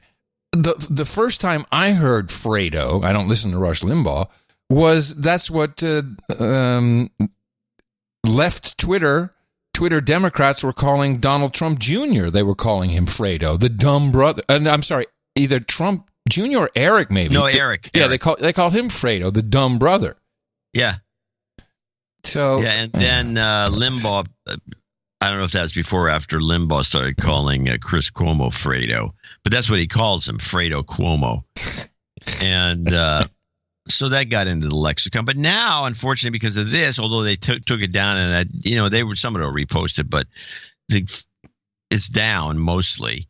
You'll if this guy if he's walking, especially in different parts of Manhattan or any part of New York. If he's walking down the street, a guy across the street is going to shout something. Yeah, of course. Hey, Fredo! Woo! Yeah. So he's made an ass of himself. I'm surprised that this is. Well, there's another controversial story about a CNN anchor, Don Lemon. Yeah, this story looks to be completely fake. I love the story, though. Well, the story is hilarious. It's one of the funnier stories. But there's no chance in hell that any of this story is true. It just doesn't make... I mean, Lemon's not as... I mean, this Cuomo thing, we have it on tape. The other one is all just accusations. According to the story, which I got from Fox News, so that, take that into account, Don Lemon was at a Hamptons... I think restaurant or bar, and this is last year, but a civil suit has been filed. So this is not just it is an allegation, but it's an allegation that's been taken into the legal realm. And this guy says that I don't know if he was hitting on Don Lemon, or he said, I'll buy you a drink. Let me buy you a lemon drop. And that's pretty gay, so maybe he was hitting on him. Apparently, Don Lemon then put his hand down the front of his shorts, vigorously rubbed his genitalia, removed his hand, shoved his index and middle fingers into plaintiff's mustache, and said, "What do you like? Close your children's ears. Pussy or dick?" Yeah, it seems like I can see him doing it. Now, I don't think it's worth a civil lawsuit. That's pretty lame. See him doing it. It's too dumb. I like the story, though. I agree with you about the the story's good. About the story itself, and the complaint was filed, so you can read it as such. But I'm not buying it. Well, with that, I would like to thank you for your courage and say in the morning to you, the man who put the C in the conspiracy theories, John C. Dvorak. Well, in the morning to you, Mr. Adam McCurry. Also in the morning to all the ships at sea, boots on the ground, subs in the water, feet in the air, and all the dames and knights out there. And a big, hearty, hefty in the morning to the trolls in our troll room. They've been very patient today. Let me see how many we got in the troll room today. It's noagendastream.com. 1,020 people in the chat room listening live. We do it on Thursdays, this being the second Thursday of the week. Sometimes the first is known as Sunday. And it's a great place to go, 24 hours a day, always something cool happening, noagendastream.com. And a big in the morning as well to our artist, Data, who brought us the artwork for episode 1163 by posting it to noagendaartgenerator.com. We had a number of different... Actually, I recall we were supposed to probably review the art because, people submit. And let me see. We had a lot of egg timers and egg jokes, which didn't really, feel all that funny to us. Also, they're semi-lewd, rude. Yeah, unlike the show. And the one that we liked was this one by Data, which showed the inside of a cell block, kind of and there's a lot of layers to it. So some of the bars had been sawed off. So this implies an extraction of Epstein. And then on the wall it says, "For a good time, call Lolita." That was funny. We thought it was humorous. Yeah, the sick, but right in line with what we like. So I think this is the first score for Data. Maybe it's the second. I'm not sure, but we truly appreciate the work and He's done a number of pieces, and they're all okay. They're all good, but I don't know that he's gotten any in. But so this may be first or second. I'm sure. No, he got the Spitzenkandidat. I think we used that one. Yeah, you can't be saying. I don't know. I have to go look that one up. He may have gotten that one. I think he did get that one. Anyway, but he got that one because it was just pretty. Yes. Well, we appreciate the work that all of our artists do, and it is a part of our Value for Value network. It works extremely well. We have websites, systems, clips, artwork, just so many things that are being done by the producers of this show, because that's what you are. You're all producers.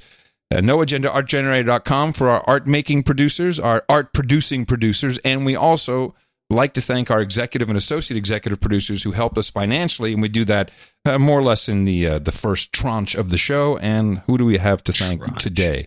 Yes, it's a tranche. It's a tranche. Gear in Norway is at the top of the list with $1,000, and I cannot find a note from him. There's no note on the PayPal donation, and there's no note in the documents. Well, is he then? Is that an Insta night, or is he already a knight? I'm not sure if we. Well, this is going to have to be answered by an email from him to one of us. Let me just see if I don't think I've seen any email from him. We do want to give him his props. Oh, wait. Wednesday the 14th. Yes. There's a note here. Good. You have it. I don't have it. I do. I didn't realize this. Let's see. It's been a while. I got pissed off at you when I felt you mocked Greenwald and Snowden back in the critical days. What? Did we mock them? Oh. Sorry. I didn't know you were going to the bathroom. Anyway, I don't recall us. We mock everybody at some point. I took the phone off the hook. Somebody rang it. So he says that he got pissed off at us when he, or maybe just me. No, it's to both of us. He He felt that we mocked Glenn Greenwald and Ed Snowden back in the critical days. I think we've been pretty appreciative of the work they did. I have followed No Agenda since San Francisco when Adam had a squirrel living outside his window. Whoa. It was a pigeon, I thought. It was a pigeon, but okay. And I'm sure he's right about the mocking, too. Despite differences, I have, of course, followed you during these self-imposed embargo years. Being 100% aligned means something like a religious conviction. I'm not all there. I like your style, however, on how you question truths, adding analysis through thought and reason. Fresh inputs in a news world from an increasingly dumbed-down M5M. So keep up the good work. I need karma, however. At the age of 66, prostate cancer with spread has struck out of the blue with a vengeance. Operation and treatment starting in a couple of days. Karma can't hurt, so if possible, I'd like a karma plus F cancer karma. And his name is Sir Gear. So he becomes... So he was a knight, and then he gave up on us after our Snowden. I don't know what we said bad about Snowden or Greenwald, but I mean, this could have been something that they did that triggered us. That's possible. But, you know, he's in Norway. It's a socialist state up there. They live off the riches of their oil discoveries. They have, I'm surprised we have any Norwegians that listen to the show. I think we had plenty of Norwegians that listened to the show. I didn't say we didn't. No. What I said was I'm surprised. You're surprised. We have any that listen to the show. Well, Sir Gear, thank you very much for your support. I'm going to make you a baronet, whether you like it or not, so I'm putting you on the list. And, of course, we will send out all the karma you need, and let's hope it does its usual trick. You've got karma. Hold on a second. I think he had. Did he say something else here? P.S. I forgot to add the appeal for all men to get checked for prostate health. So simple and so damn important. Movember coming up and the Distinguished Gentleman's Ride in late September. Support prostate health awareness. Too much stigma around this, unfortunately. Yes, I understand. Yeah, especially if you've been tested. Yeah. Okay, Anonymous in New York City. Another 1,000. So this has made the show. Yeah. Because we really not a lot of donations besides these two. Credit the full amount to Sir Felix Wilson for making me smile and brightening my day with his pleas for donations. Wait a minute. So Felix becomes a knight? No, he's already a knight. It's Sir Felix. You mean Chris Wilson's son is a knight already? I don't think so. No, then maybe that's what he means. He's okay. We're making him an instant knight. That must be it. Holy crap! What a show! That's fine. Put that in there, okay? Felix. Put him on. He was Squire Felix. Felix Wilson becomes dude. That's nice. Like some guy in New York City. That's fantastic. That could be any number of people. Nice. That's very kind. Matthew Wilberg comes in with $333.33 from Rutherglen, Virginia. A Virginia guy. Celebrating my 40th birthday today with a no agenda donation, bringing me to the level of knighthood. Is he on the? Yeah, I guess he is. Yes, he is. Surely the best podcast in the universe reaches beyond our solar system. So I'd like to be known as Sir Matt of the Zeta Reticuli star system. Done. If I can remember it. Is it Zeta Reticuli or Zeta? I think it's Zeta. I would say Zeta. Yeah. I think it's Zeta. Zeta. Harvey Smith drops down to associate executive producer with 23456. A de-douching, please. You've been de-douched. He also needs an F cancer. Keep up the great deconstruction, always superb. And he'd like to hear shape-shifting Jew, any L Sharpton, and then he says, and to cause the F cancer, and then thank you for your courage.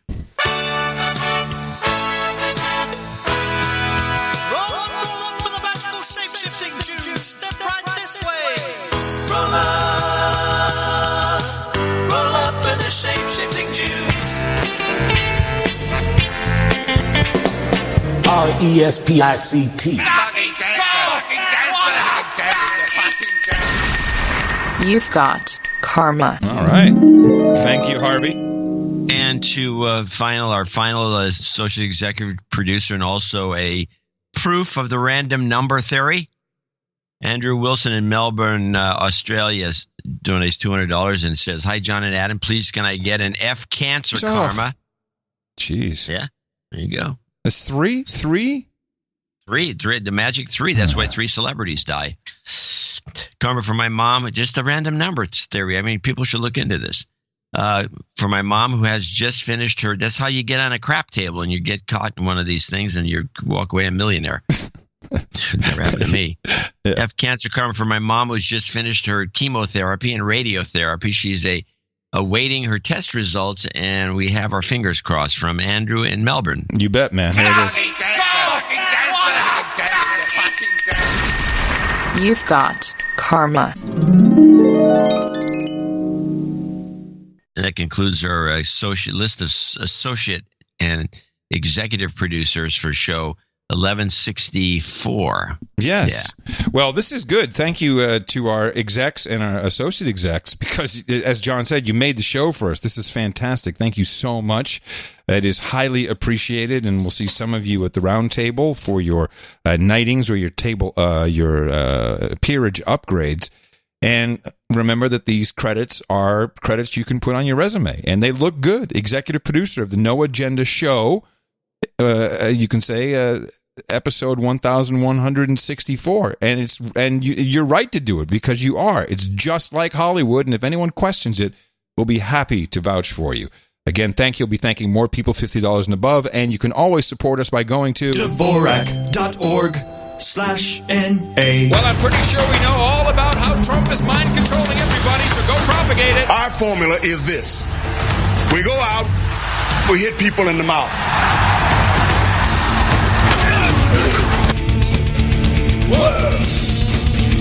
Order. Shut up, slave. So while on the topic of executive producer and associate executive producer, I've been running through the entire years and years of NCIS, following the various showrunners that come and go. Yes. And I was waiting for, and finally it appeared when now the deceased, who died prematurely for some unknown reason, but somewhat semi-famous, Gary Glassberg, became the showrunner. And you could tell this, by the way. I think this is a function of the Producers Guild, or one of them. They have these rules about how you present the executive producer and associate executive producers. And generally, you mean on the credit roll? You mean on the credit roll at the beginning of the show, not the very beginning, but the beginning when the action starts. Mm-hmm. In other words, they're overlaying the actual show. The executive producer that appears one before the writer. So you have the executive producer then written by.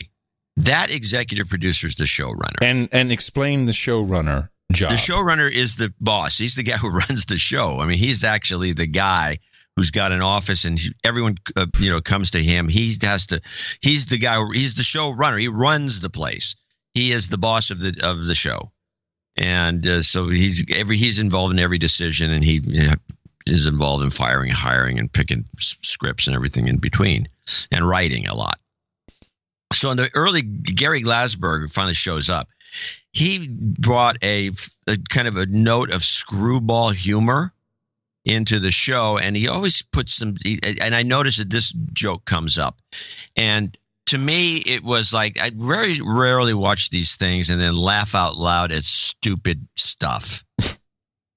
But I do have this NCIS. He drops in a blonde joke. And I don't know how you can get away with even putting this in the script. If you're not the showrunner, most of the times this kind of stuff will be taken out. Right. But the showrunner is the guy. It's like being the editor of a magazine. You want to put something stupid in there? Yeah, you can do it. So so here's the scene. This woman, they track down this woman. Her boyfriend has been found dead.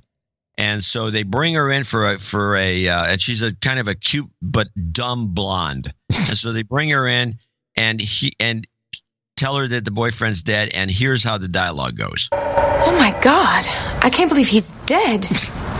What was your relationship with the deceased? You mean he's deceased too? I mean, I don't think you can get away with that anymore. That is a rough go. I mean, to put that in a show. That's funny. Is very funny, and it was done well. It was just straight through. Well, yeah. I mean, back in the day, 2.5 Men, it's on TV Land, although almost unwatchable as they now have 50 commercials per hour on TV Land. They're doing all the make goods for MTV Networks, Viacom. Yeah. So they're just jamming it all in there. Oh, those stoners, they won't care. They have commercial pods of 15 spots, but some of the dialogue there is really, I mean, it would be labeled a huge homophobe show if it aired today. And every time I listened to it or heard about this show, it's probably the rudest show that's ever been put on television in the modern era. Yeah, I would say that's pretty accurate. Yeah. But especially the gay jokes are just off the hook. Yeah. Anyway, yesterday, there was some interesting news that came out. The previously in the shadows 5% voice slowed down whistleblower from the Googles returned to Project Veritas, unmasked himself, showed himself, and brought a dump of documents that we shall discuss after this quick clip where he is reintroduced as the now man bun touting whistleblower from Google. I felt that our entire election system was going to be compromised forever by this company that told the American public that it was not going to do any evil. This is the best thing that I can do in the situation that I'm currently at. And the thing is that the American public needs to understand what's happening. I'm going to, publish this information so that other people can see the system that Google has built in order to control the entire information landscape. This is something that once people see, it's going to bring, it doesn't matter whether you're left or whether you're right. When you see this, both sides are going to agree that this is wrong. So my message to those that are on the fence is I've released the documents. They can go and they can see everything that Google is doing. And then they can see the scale of it, because I think that there's a lot of engineers that have a hint that things are wrong, but they don't understand the colossal scale that it's at. And so for those people, I say, look at the documents. Like take the pulse of Americans, see what's happening, and come and tell the world, what you already know to be true. And I know that people have been waiting for, this Google Snowden moment where somebody comes out and explains what everybody already knows to be true. And I'm hoping that those that want to do something are going to be compelled to act, and that we together can come together and defend ourselves in the case of litigation. They can stop like one or two of us, but they can't stop all of us coming out and explaining to the American public that this is what's happening, that Google is not who they say they are. You're going to be a hero. It's going to be fine. Clear your conscience. You'll be able to live with that for the rest of your life, that you did the right thing. Very dramatic. So I looked at every single one of the documents, every single one. And I'll give you my take, and I'd love to hear your take. First of all, there were Do you have any of those documents that you can open? Yeah, I can open all of them. Why? Can you open? Because there's one I want to discuss. Okay. The one on how to do protests. Okay. Yeah, I can bring that up. What is that under, though? Do you remember? Is it under censorship? No, it's under. It's one of the lower folders. I'll have to. Okay, why don't you talk and I'll go over the other machine. Go ahead and take a look. Okay. Now, there are a few internal documents, basically private Google groups, where employees are clearly biased about political bias.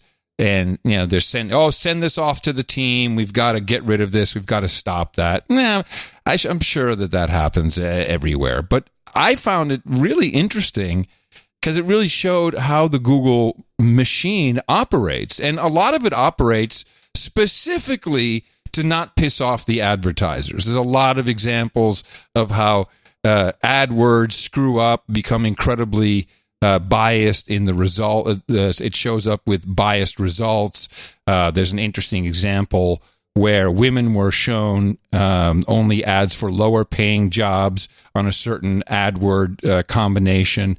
And, it's like, yeah, I understand that if there's a percentage of, here was my favorite example, actually, of algorithmic bias, where and there's even a test which I recognized immediately because I live with someone who has this.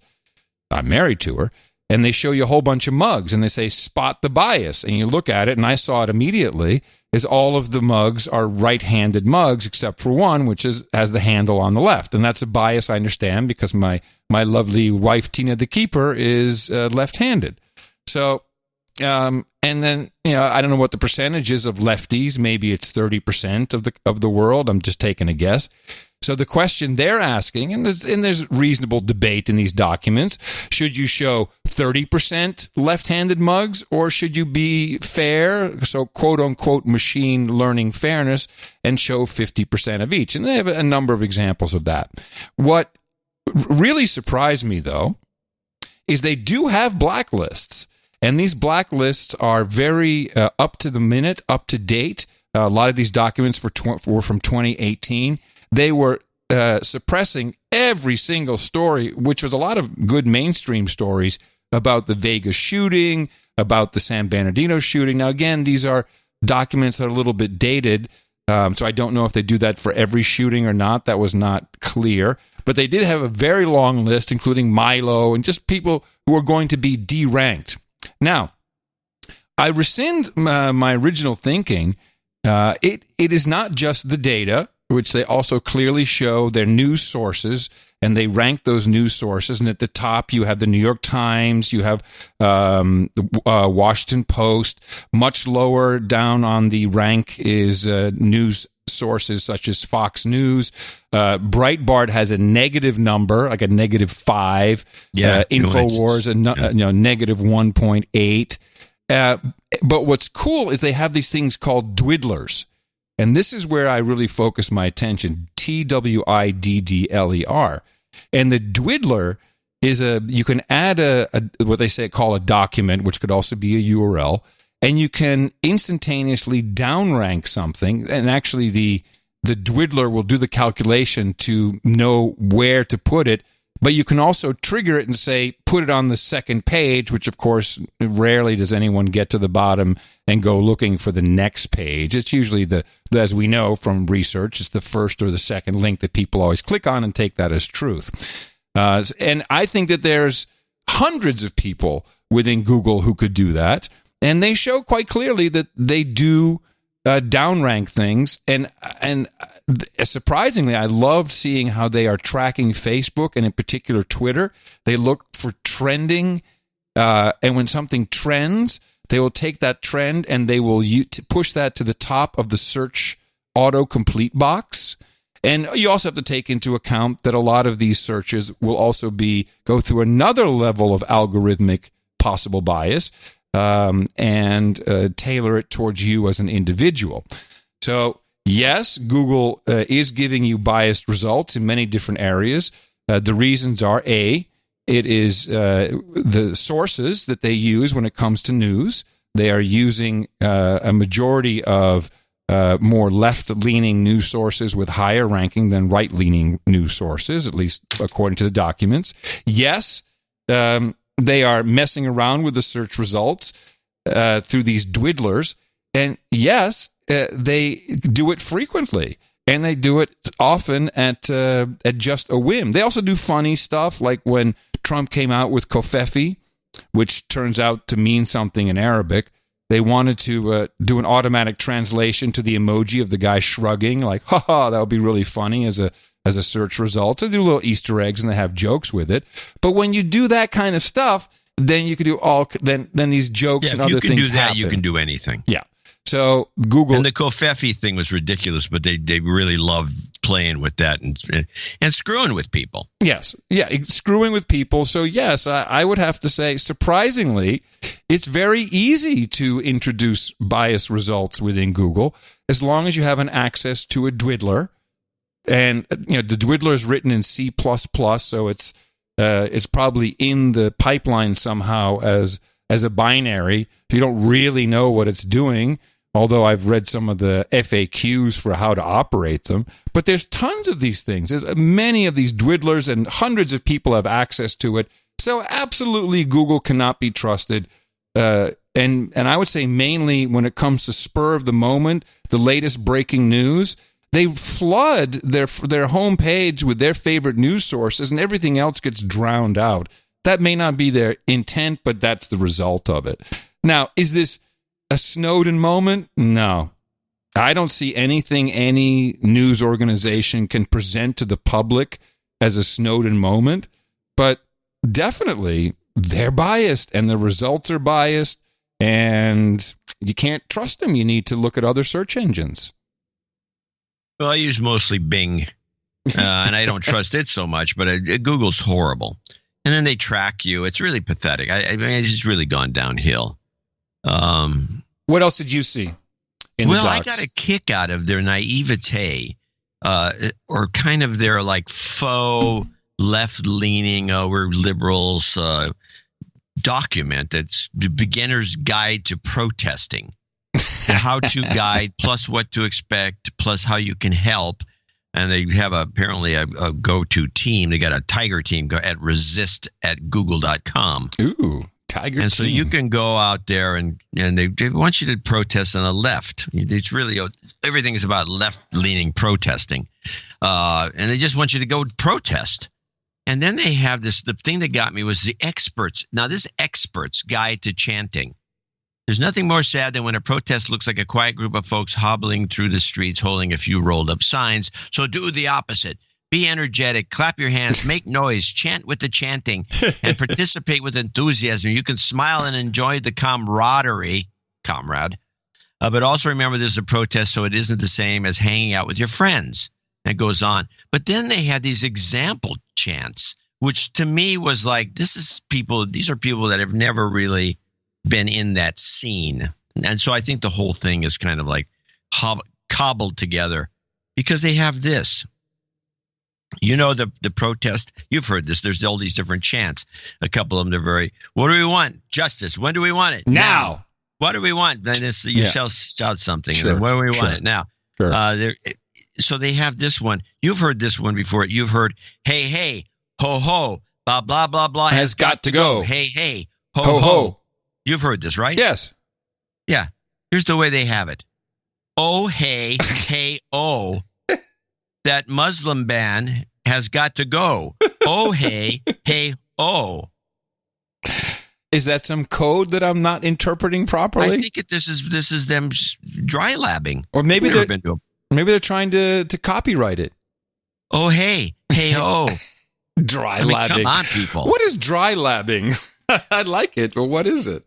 Oh, dry labbing. Dry labbing is where you, like, if say you're working for the government and you're supposed to test the effluent water, at the end of the month. Yeah. And so you just write down the numbers that you got last month, and you don't do anything. You just dry lab it. Dry lab means you just use a pen and pencil, write it in, send that in to the. I've never heard that term. It sounds kind of sexual. I like very it. Famous term. Well, the college kids who took chemistry do a lot of dry labbing, which bet means you're they not do. really doing the work. You're just making it up. That's only at the so that's what liberal they're college. doing here. Yeah. But they do. But the thing is, the orientation is interesting because that Muslim ban has got to go. So it's about the Muslim ban, right? And then they have no ban, no wall, no ban, no sanctuary for all. This is a proposed example chant: no ban, no wall, America's for all. No hate, no fear. Refugees are welcome here. No hate, no fear. Immigrants are welcome here. From Palestine to Mexico, all the walls have got to go. I mean, come on. This is you got to have cue cards for that shit, man. You can't remember that when you're out there in the fray. Well, when you go to one of these things, there's always somebody with a cue card, just as you said, who has the megaphone, and they do the chants, and then you just follow suit. Now, explain the context of this again, just so we understand where this appeared in the documents. This showed up under one of the. We have the folder names. I'll tell you, partisanship. Yeah. This showed up in the partisanship folder. And it's called The Beginner's Guide to Protesting, and it's a resist at google.com. It's a document that Google for the internal to their employees. The internal resistors. I got you.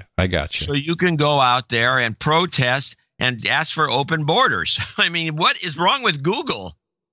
Well, it looks to me like Google wants lots of programmers to come in. Well, or free cheap labor from Mexico. Yeah. Whatever the case, I found it abhorrent, and I also found it was somewhat annoying that they have the "hey oh hey." I can tell you didn't like chant, which means that people don't know what they're talking about. I know more than that. Well, the No Agenda Show has a position and always takes a stand and gives you a recommendation when it comes to biased search results from Google. I say, Bing it, Bing it good. I said, Bing it. Bing it good. Yeah, that's right, everybody. Bing it. Yeah, I'd say Bing it too. I use Bing I'd say I use Bing 90% of the time. And Bing images all the time. It's really dynamite. Yeah, I like Quant. Yeah, I'm warming up to it. Oh, you've been trying it? Trying the Quant? Yeah, that's pretty good. I still use Search X every so often. Yeah, but I use Search X because I have Search X set up so it doesn't talk to Bing or Google or anything. Right. In fact, it purposely eliminates them. Yeah. So you can turn all those off, and so the only thing it searches is like academic search engines and all kinds of crazy stuff. Yeah. And so when you're looking for something very obscure, that's the way to go. You might find it with Search X if you turn off all the normal searches. So it's SEARX dot. Yeah. Is it .io? I want to say. No, it's .something. You just get it. CRX. I think it's CRX.io. Let me just check. No, is it search? I don't know. Could be .com. I don't think. No, we need to know this. Well, you're digging around. CRX.com? No, maybe I'm saying it wrong now. Maybe it was search. SEARX. SEAR. Yeah, that's what I have. You sure that's how you spell it? I'm pretty sure. Let me look. Oh, .me, I think. CRX.me. Yeah, there you go. SEARX.me. Yeah, that's the one. Yeah, you can. I mean, the thing to do is to install this on a machine at home, because whoever's running the version that you're connecting to can definitely see what you're doing. And by default, it does spit it out to a log file. So I don't quite like that very much. I'm sure that, because I don't know who has. At least I know Microsoft, NSA, CIA. You took the words out of my mouth. FDA. Yeah. Anyway. Now, will this get? And this was finally traction worthy. I think of all the things Project Veritas has done, all undercover videos are shit.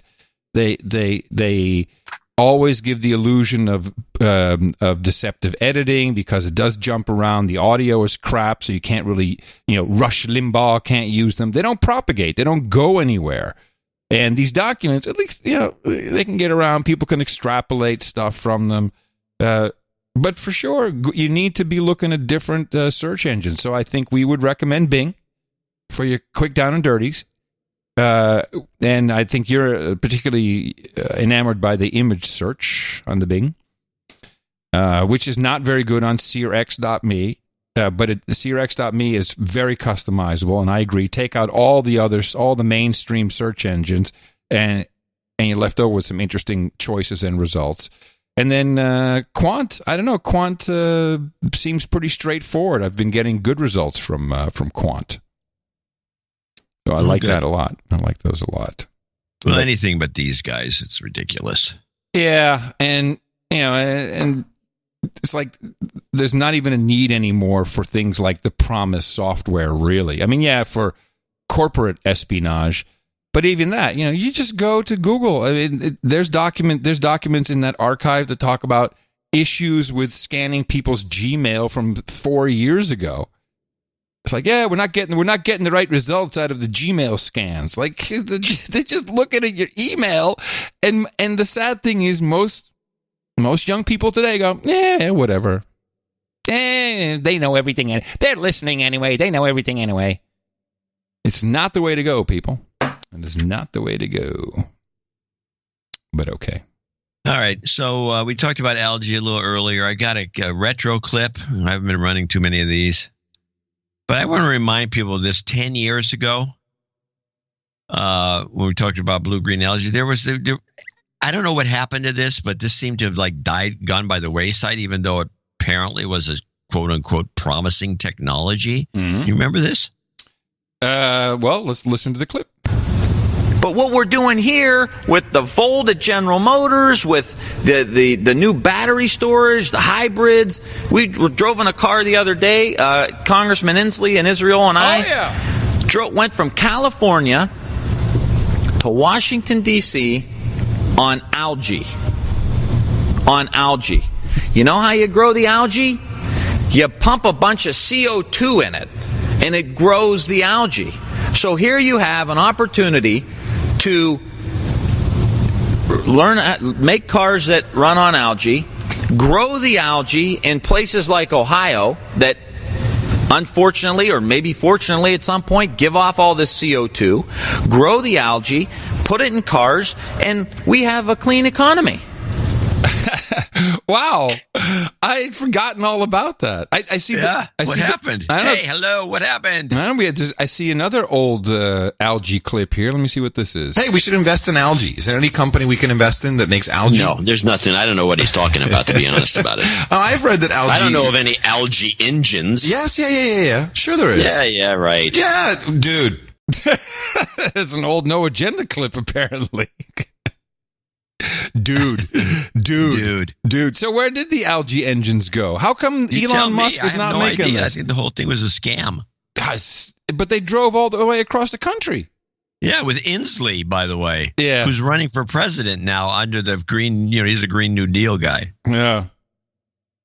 Global warming, that's the number one thing to be concerned about. So what happened to the algae? I don't know. Hey, I don't have a clip or anything, but I'm sure you and Horowitz have talked about Beyond Meat because they had a pretty interesting IPO, and they, I think, very successful with their public offering, correct? Yeah. What I did not know is that Kleiner Perkins and Al Gore's sustainability fund are massive investors in the Beyond Meat company. Well, it looks like they got out with a profit. Yeah, but the timing of it, they made their investments and had that timed very interestingly with the IPCC report, which very clearly spelled out that we need to rethink how we use our agriculture and we should be going meatless. Yeah. And, so it was like they invest, you get the IPCC report, and then the Beyond Meat goes public. I think that's investigation worthy. Let's say that Gore knew about this report before it came out. Mm-hmm. What's to investigate?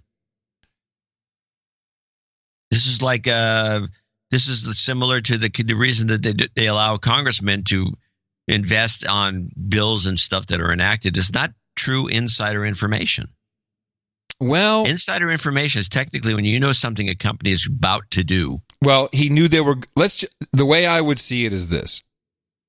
And, okay, there's no reason to investigate. I'm just connecting the dots, man. Leave me alone. Connecting the dots, man. Al Gore is just no good. Al Gore's been pretty savvy as an investor. He's very savvy as an investor. He's also apparently humps chambermaids like a horny poodle, but we don't talk about that anymore. I wonder what happened to that story and Al Gore was somehow involved in the Epstein thing, and they kept his name out of it. Yeah, well, we'll see. We'll see. You got anything on Hong Kong, because that's heating up? I do. I have one of the latest. This is a Hong Kong report from Canada, and it is called something on. Well, where is it? I don't know. I'm looking for it. Oh, China trade dispute, perhaps? I don't believe so, but let's play it. Global markets heaved a giant sigh of relief today. Indeed, the entire global economy has spent the summer increasingly on edge as the world's two biggest superpowers square off. This feels like we were eyeball to eyeball with China, and the president just blinked.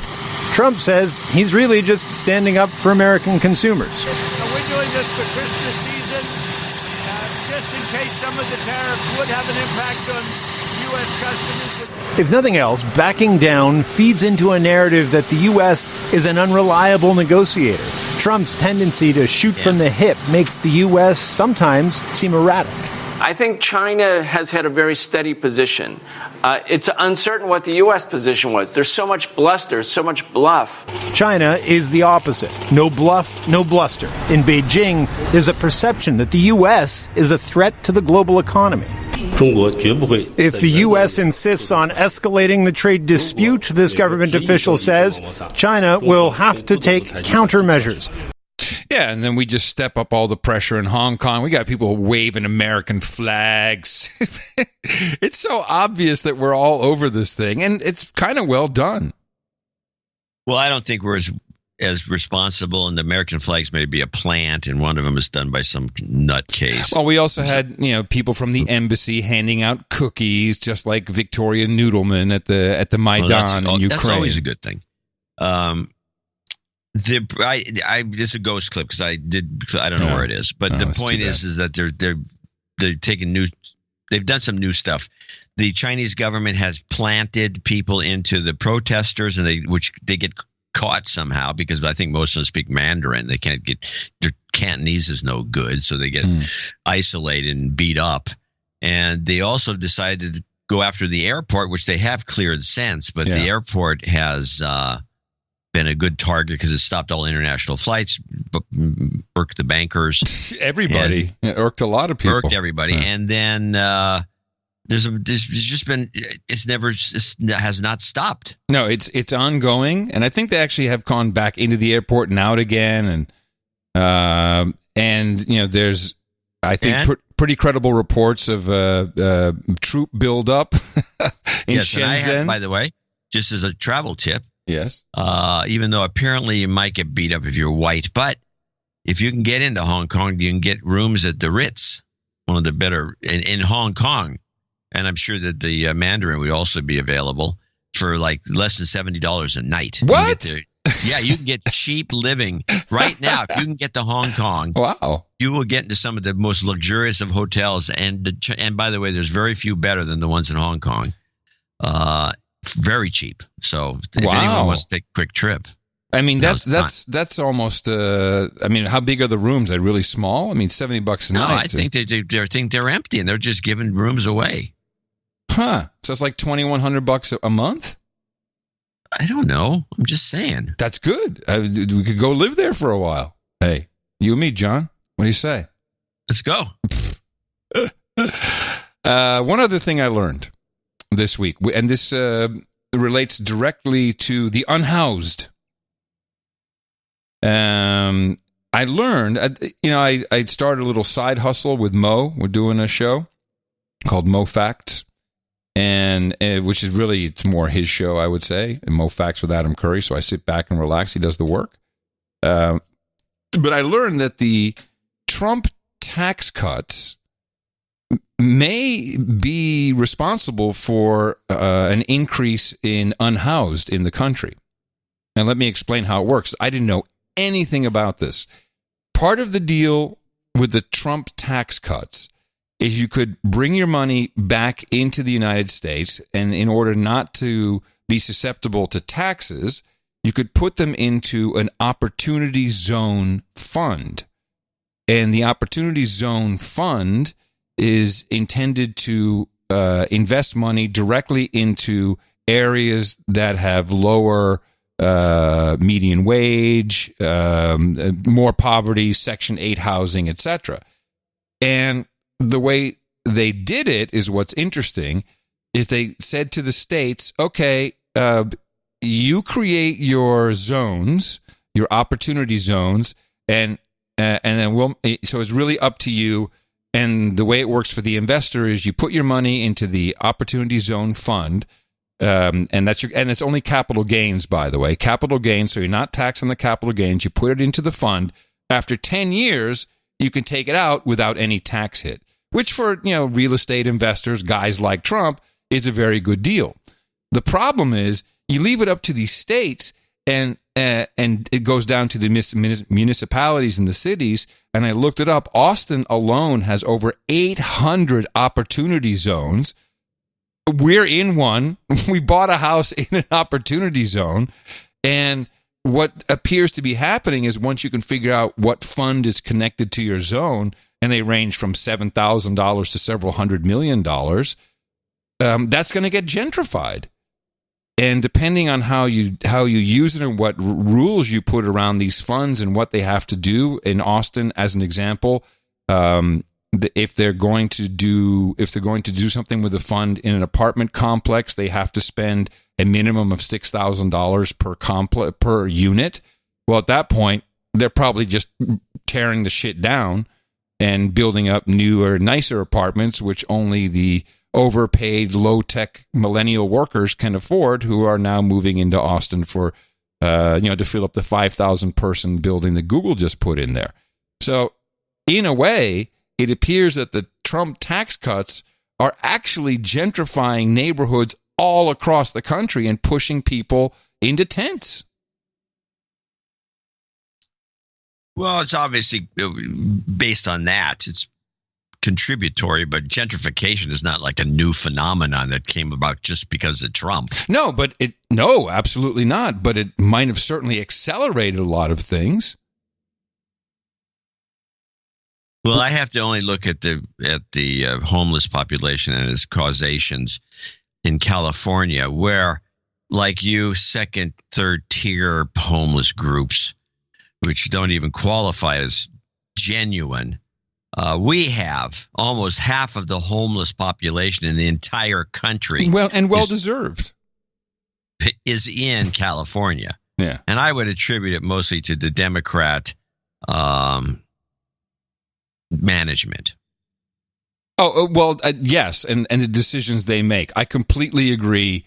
The most recent council meeting of Austin, they agreed to for the homelessness problem is to create a corporation that will then raise money to put into programs, and that will be a 501c3. It'll be separate from the government. They're actually going to be competing with other programs out there, which is kind of unfair competition. And they really just kick the can down the road. Okay, now go raise money. Go get some. They're not going to use community money. No, you go raise some money from people, and then you can go and set up programs. So they're not even putting money against it. It's unbelievable. Although I did get a nice note. A couple of producers connected me to the CEO of the Community First Village, the mobile loaves and fishes we talked about, where they have the tiny homes. And so he's enthusiastically reached out to me. And I'm going to go over there and tour it and see how it works. Because something there is working. Oh, okay. Go check that out. Yeah. Record a clip. I was thinking about it. I mean, if I'll bring something along to record.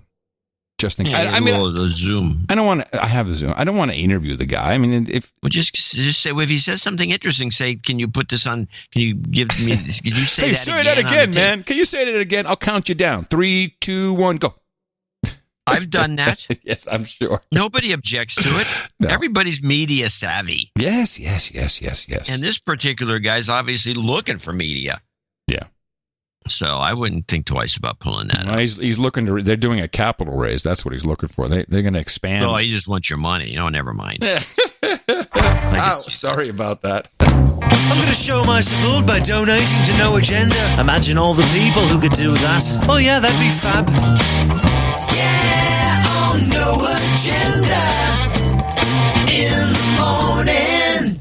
Couple of things, some housekeeping first. Of course, I immediately moved the paper, and now I can't find it. Okay. Was there something? Oh, here it is. This is a make good we got to do. Okay. It's Rudolph Vesely. In the morning, I'm assuming my emails don't go through since I haven't received any replies. I don't know, blah, blah, blah. I sent a donation of $353.33 last week, and John read on Thursday the first half of my message. The second half wasn't read, which is okay, except that I didn't get jobs karma. I requested a correction on Saturday, but I'm mailing you both. But I didn't hear on the Sunday show. So here he is. We can give this is Rudolph's jobs karma. Jobs, jobs, jobs, and jobs. Let's vote for jobs. You've got karma. And we do these because if we don't have a problem with this. No, it's important. People have strong belief in jobs karma, and there's ample evidence to show that it works. So yeah, I get it. I got another note from Amando, whose main comment says, please give a big thanks to April on YouTube for uploading No Agenda episodes every week. Oh, yes. Thank you, April. Nice. He says, I had 10 gorditas today. He's got a PS. I had 10 gorditas today. Have you had Mexican gorditas? Of course. I'm in the San Francisco Bay Area. I will be researching a way to send some fresh gorditos out to you and Adam. Thank you for your courage. Hey, this must be awfully good. I just got some a note from Agent Orange. You know, our intelligence guy. Yeah. Just spoke to New York City assistant deputy attorney, who he's worked with before on a different project. He says Epstein was choked. So, okay. You heard it here first. Trump will be retweeting it soon. Choked. Yeah, choked. All right. He's murdered. Let's face it. Let's thank some people here, John. People let's who start are producing with Sir this Wayne show. Larcombe in Brisbane, Australia, $133.33, which may actually be enough money to get him into the executive producer or associate executive producer rank. We have to do a calculation. I'm going to read his note. I drive long distances for work and while away the hours listening to the best podcast in the universe.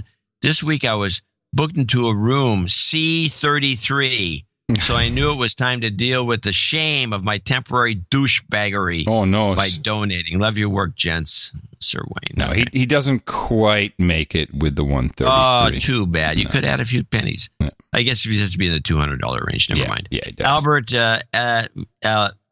Aversa.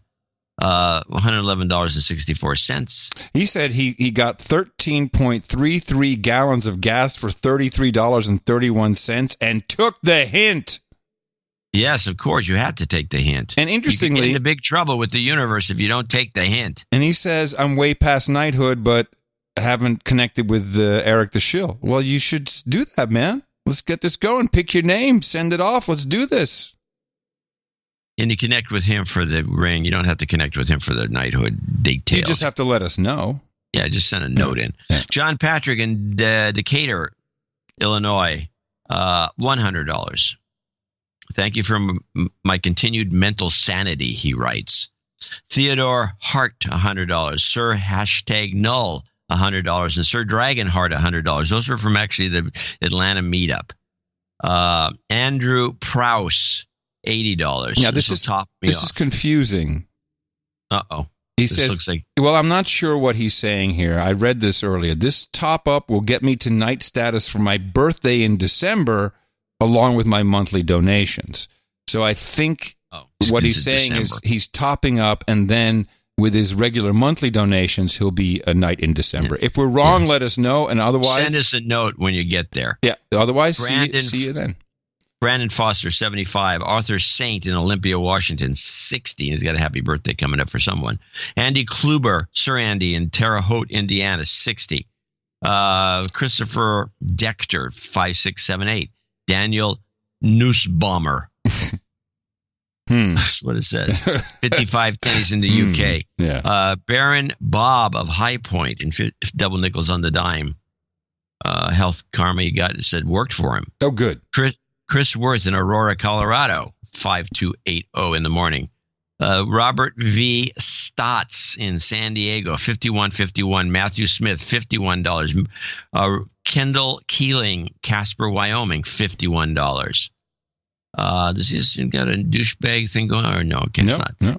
Baronet Sir Economic Hitman in Houston, Texas, $50.01. Now, the following people on this list are $50 donors, name and location where applicable. Starting with Keith Yarborough in Austin, Michael Burlett in Odessa, Florida, Colin Preston in Oregon City, Oregon. And he loved my essay. Thank you. Chris Slewinski in Sherwood Park, Alberta. Kevin Silverman in Severn, Maryland. Robert Kerbach in Essexville, Michigan. Amando Martinez Ramirez in Mexico. Thank you. Mark Johnson in Aurora, California. Brandon Savoy in Port Orchard, Washington. I think he's at night. Oh, yeah. Robert Weber in Lake Forest, California. Dame Patricia Worthington in Miami, Florida, a regular. John Holler in Missoula, Montana. And last but not least, Sir Kyle Meyer in Atlanta. I want to thank these folks for helping us get show 1164 off the ground and running. And thank you to everyone who came in under $50. That is typically for reasons of anonymity, but we do have our ongoing programs. You can support us monthly, weekly, by show even. There's many different ways to do it, and for that you go to Dvorak.org/NA. And thank you again to our executive producers and associate executive producers. This is how it works, value for value. We don't take any corporate money. Well, we were going to remember how to say this.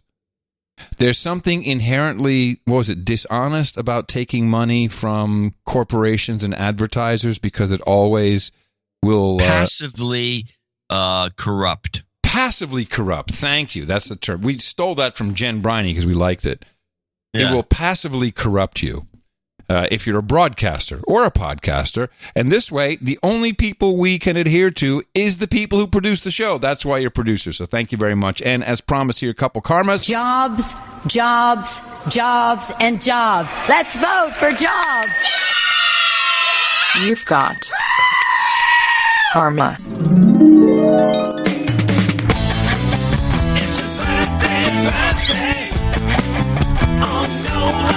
Halfway through the month of August, it's the 15th of August, 2019. Quickie list today, Arthur Saint celebrates, and Matthew Wilbur turns 40 years old today. Happy birthday from everybody here at the best podcast in the universe.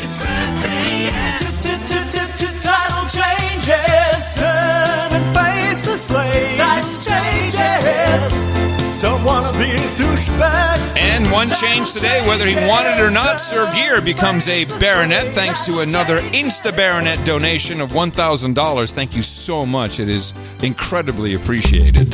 No agenda meetup. Yes, the meetups continue and people are liking them. I've got a report from Chicago. John and Adam, I'm writing this up after listening to Sunday's show. The Chicago Meetup After Action Report. The Chicago meetup on Saturday went great. We had 15 to 20 folks show up. Everyone was extremely friendly and eager to discuss the news of the day, the Epstein death. And no agenda thinking was on display with some great theories, some of which you mentioned on Sunday. We had a diverse group of folks ranging from 20-somethings to 70-somethings. Lots of dudes named Ben, but we also had a sales guy, a crane operator, and a harp maker. I love our producers. We also had a very brave young man wearing a rainbow MAGA hat in the city of Chicago. Bottom line, that reminds me of, remember Kentucky Fried Movie? Yeah. Remember the Daredevil? Vaguely. Yeah, well, you should go look it up. I can't even say it, what they said on that. Bottom line was the meetup was a great opportunity to meet like-minded folks who would otherwise not have the chance to get together, to grab a drink, get to know one another, discuss issues in person that you really wouldn't be able to. We'd love to have more people at the next Chicago meetup, which we'll try to schedule on a Friday evening. I know, I hear you. Yeah, I mean, you want us to come, and the Keeper and I do want to come to one of these. Chicago meetup, I was looking at some of our numbers. Mm-hmm.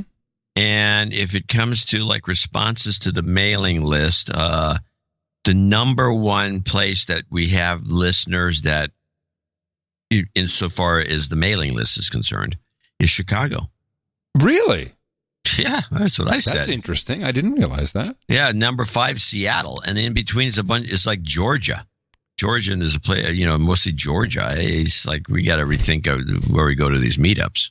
Well, probably as we speak, a meetup is taking place in Southeast London. It's their regular rotation. Also, Dearborn, Michigan, on the 17th. So that's Saturday. San Antonio, Texas, which is Fridays I could probably do. Saturdays are tough. The 18th, Victoria, BC. August 22nd, Charleston, South Carolina, and one in Toronto. The 23rd in Salem, Oregon. August 25th is Lincoln, Nebraska. Then we have, August 29th, John. You're going to want to be there. This is a brand new entry on the meetup list. There's going to be a meetup at Burning Man. Yeah. I think you need to go. That's a meetup. You got to go represent. Can't wait to get the report from that. Send pictures. This will be the first and probably only naked meetup. Yeah, I can't wait. Send pictures, as we say. Finishing out the month of August, as we have Busan, South Korea, and Sao Paulo both occurring on the 31st, and back up to Seattle on September 5th, Calgary, Alberta, and Nelson, British Columbia on September 6th, and the 14th is in Pittsburgh, Pennsylvania. So the meetups are cranking. If you want to find out more about a meetup, go to noagendameetups.com. If you don't find one near you, then schedule one. I think they even have the PDFs of our heads by now to print out and put on a stick. It will complement your No Agenda experience. Talk and imagine that. What club can you go to that will have a range of people in their 20s to their 70s, and you can talk with all of them? Tell me what club that is. None. Can you think of any example, John? Well, even in some of the more elaborate clubs, they have different, you don't have quite the same politics necessarily of neutrality. Right. I can't think of, maybe. I think the Democratic National Committee. Those guys, that's a club. They all talk amongst themselves. They all agree on everything. Trump bad. Yes. Orange man bad. Hey, Orange man bad. Get your blade. Get your blade. We got two on deck. There you go. Blade's there. All right. Hey, Squire Felix Wilson, hop on up the podium. And Matthew Wilbert, join us as well, please. Gentlemen, both of you today enter that exclusive club, the Club of Knights and of Dames, thanks to the support of $1,000 per person, and it is highly appreciated. I'm therefore very proud to pronounceate you, Sir Matt of Zeta Reticuli Star System, and Sir Felix Wilson. Both of you are now Knights of the No Agenda Round Table. For you, we've got, even for Felix, Hookers and Blow, Rent Boys and Chardonnay. We got single malt scotch. We got Hemyar Brent. We got beer and blunts. We got geishas and sake, Brazilian hotties and cachaça, sparkling cider and escorts, and of course, mutton and meat. Both of you now can go to noagendanation.com/rings. Eric the Shill will take care of it for you by getting your information and sending it off to you in due time. And thank you. And thank everybody who is also supporting other people in their ascension to peerage. No Agenda Roundtable, and you can support us at dvorak.org/NA. Okay. I have a clip that I think is suppressed news. Just one? Well, I'm one that's a biggie. And I don't think tell me you've heard this. They've cured Ebola. Yeah, I actually have it on the list for today. But I don't have a clip. That's outside a treatment center in Goma where people cheered and sang songs as a mother and child walked out, both apparently cured of the deadly hemorrhagic fever. They were treated with new anti-Ebola drugs that show survival rates as high as 90% in a clinical trial. Christine Birak now on whether this will be a turning point in the outbreak. You don't often hear the word cure, but it's being used to describe two experimental Ebola drugs. Both are now being offered to patients infected with the deadly virus. There's no doubt that this is a major advance. This is something we've never had before. A study found when patients were treated within 3 days of being infected, 94% of those given the Regeneron drug survived, as did 89% of patients taking monoclonal antibody 114. Results so impressive, the trial was stopped. 2 other less effective drugs were dropped, including ZMapp, which was largely developed by Canadian scientists. All these other treatments Regeneron, RD114, and everything else that is coming up. It's coming up because ZMapp was a trailblazer. So what makes these new drugs better? Both require only a single dose. Neither needs to be stored frozen like the older drugs did, making them easier to transport in hot temperatures. Where they differ is in how they fight the virus. Monoclonal antibody 114 uses a single antibody taken from the blood of an Ebola survivor. Regeneron's drug attacks the deadly virus using 3 antibodies. Each can bind to different sites on the virus, increasing the chances of blocking off a mutated Ebola virus. For the first time, we have something that we can use to directly fight against the virus. And so for me, that's incredibly, it gives me an incredible amount of hope. The current Ebola outbreak in Congo is the second largest in history, killing at least 1,800 people and infecting about 2,800. Doctors say controlling the spread of the disease has been hampered by militia violence and local resistance to outside help. Ebola. Yeah, what's interesting is the stock price has barely moved on this thing. I don't understand, and maybe that's because it is suppressed news. But they're a public company. Regeneron? Yeah, REGN is their, let's see what they're doing today. Stock price, REGN. That's because, I'm like looking at this stuff. Okay. Well, that's a pretty pricey stock. This is $293.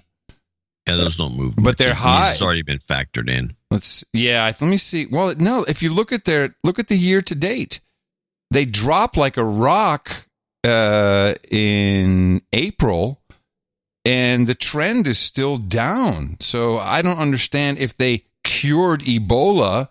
Why is their stock being suppressed? I mean, why is it? It's not the same as a erection dysfunction drug where you can sell billions of pills.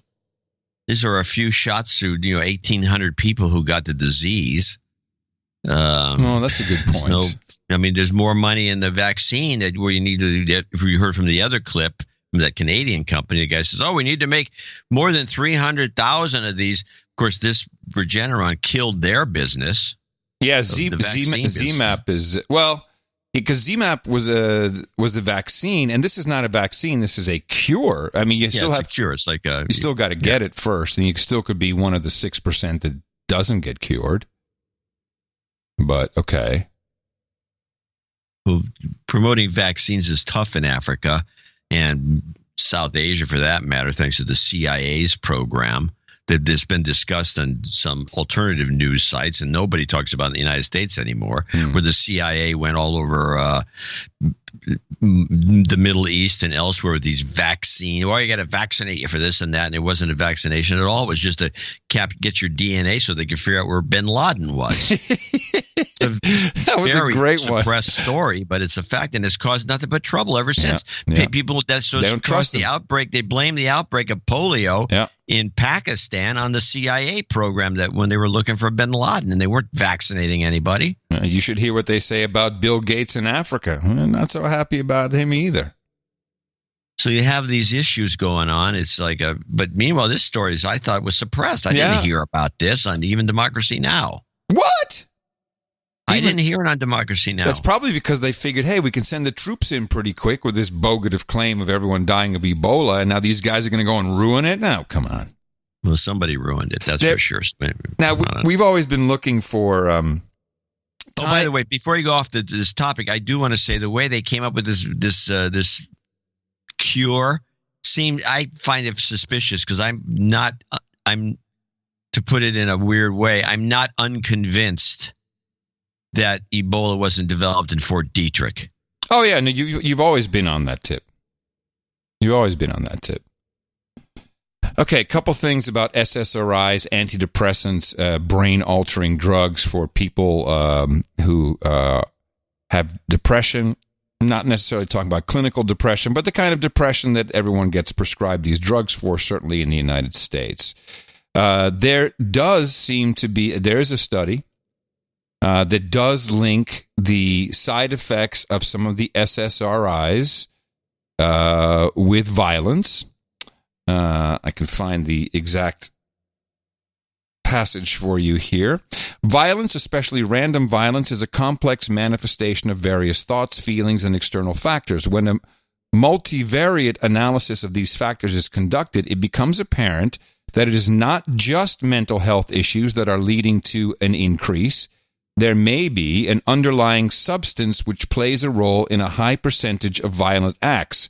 The use of prescription antidepressants, specifically selective serotonin reuptake inhibitors, or SSRIs.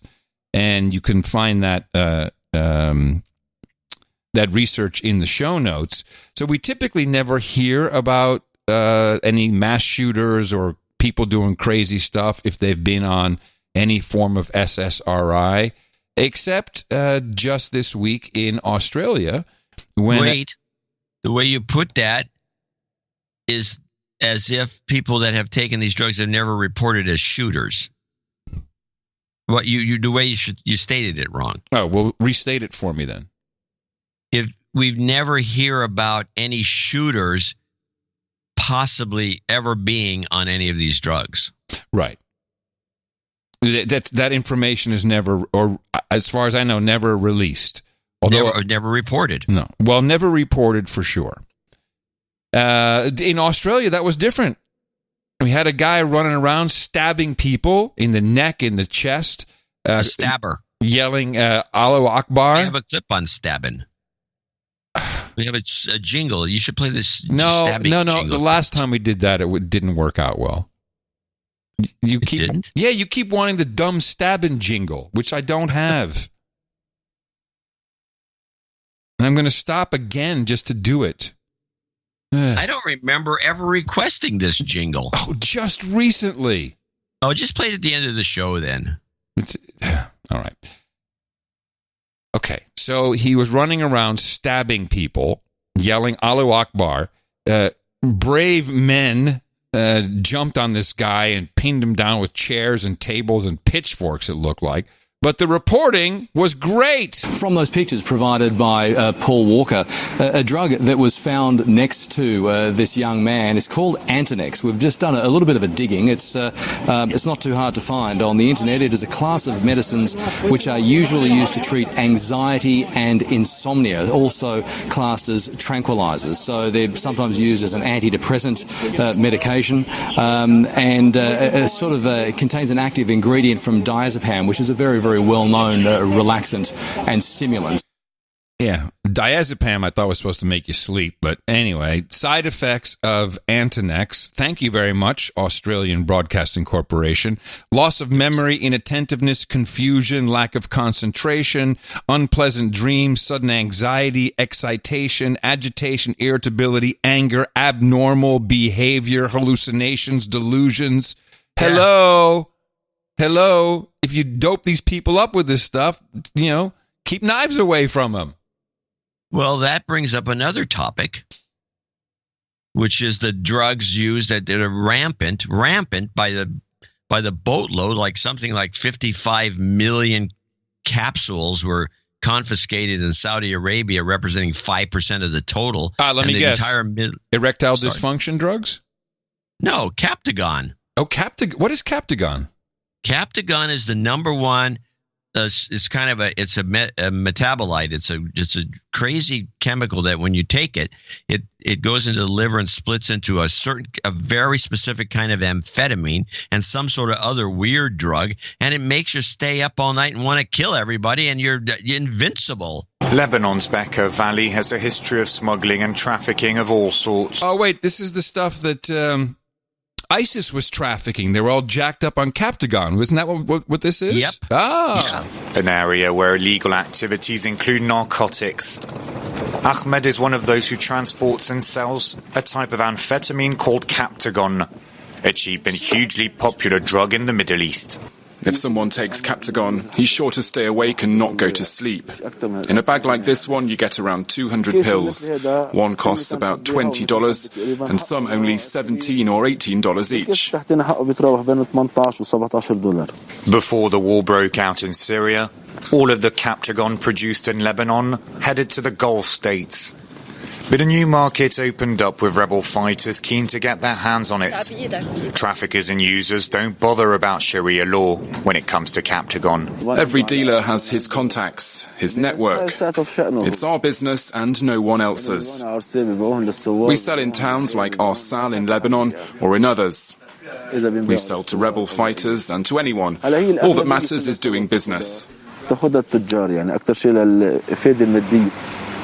Users tend to take the drug at night, according to this specialist.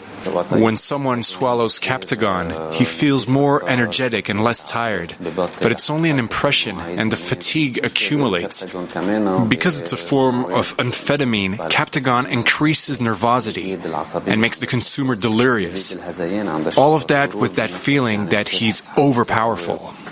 Lebanese anti-narcotics forces managed to seize a significant amount of drugs, but they know that large quantities still cross borders. In April 2014 alone, we seized 30 million pills that you can see here. 30 million Captagon pills. The drug is exported a lot to Gulf states and in particular to Saudi Arabia. Easy to produce and to sell, Captagon is a drug of choice for smugglers. Its illegal trade could even increase as the war in Syria drags on, with youths desperate to escape reality and fighters looking to gain strength. According to the Secretary General of the National Committee for Narcotics Control and Assistant Director of Anti-Drug and Preventative Affairs, 40% of the drug users who fall in the 12 to 22 age group in Saudi Arabia are addicted to this stuff. 12 to 22. Yeah. Unreported. Jeez. Anybody out there hear this in the mainstream media? Well, we can't be doing that because they would stop advertising. It's almost as big as political advertising. That's right. Yeah, the passive corruption. You know, a couple shows ago, I brought up the neurocrine medication for people with tardive dyskinesia. A reminder, this is what it was. Before I was diagnosed by my doctor, I didn't know why my body was moving like it had a mind of its own. My eyes blinked way too much, even though I didn't mean to. It turns out I have tardive dyskinesia, a condition that may be related to important medications I take for my bipolar disorder. So if you're on certain, I think in this case it is SSRIs, you may develop these tics, twitches, your tongue darting around in your mouth, the blinking of eyes. It looks a lot like Tourette's, but it's not. One of our producers said, hold on a second, you've discussed this on show 201, which has got to be 8 years ago, 9 years ago maybe.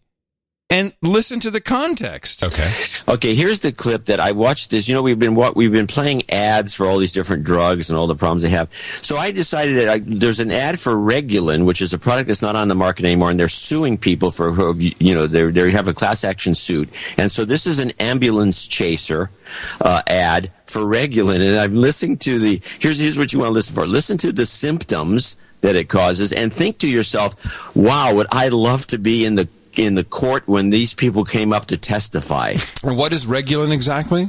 I don't know. Important medical alert for heartburn, GERD, and gastrointestinal patients and their families. The prescription drug Regulin, also known as metoclopramide, has been linked to a rare and serious condition called tardive dyskinesia.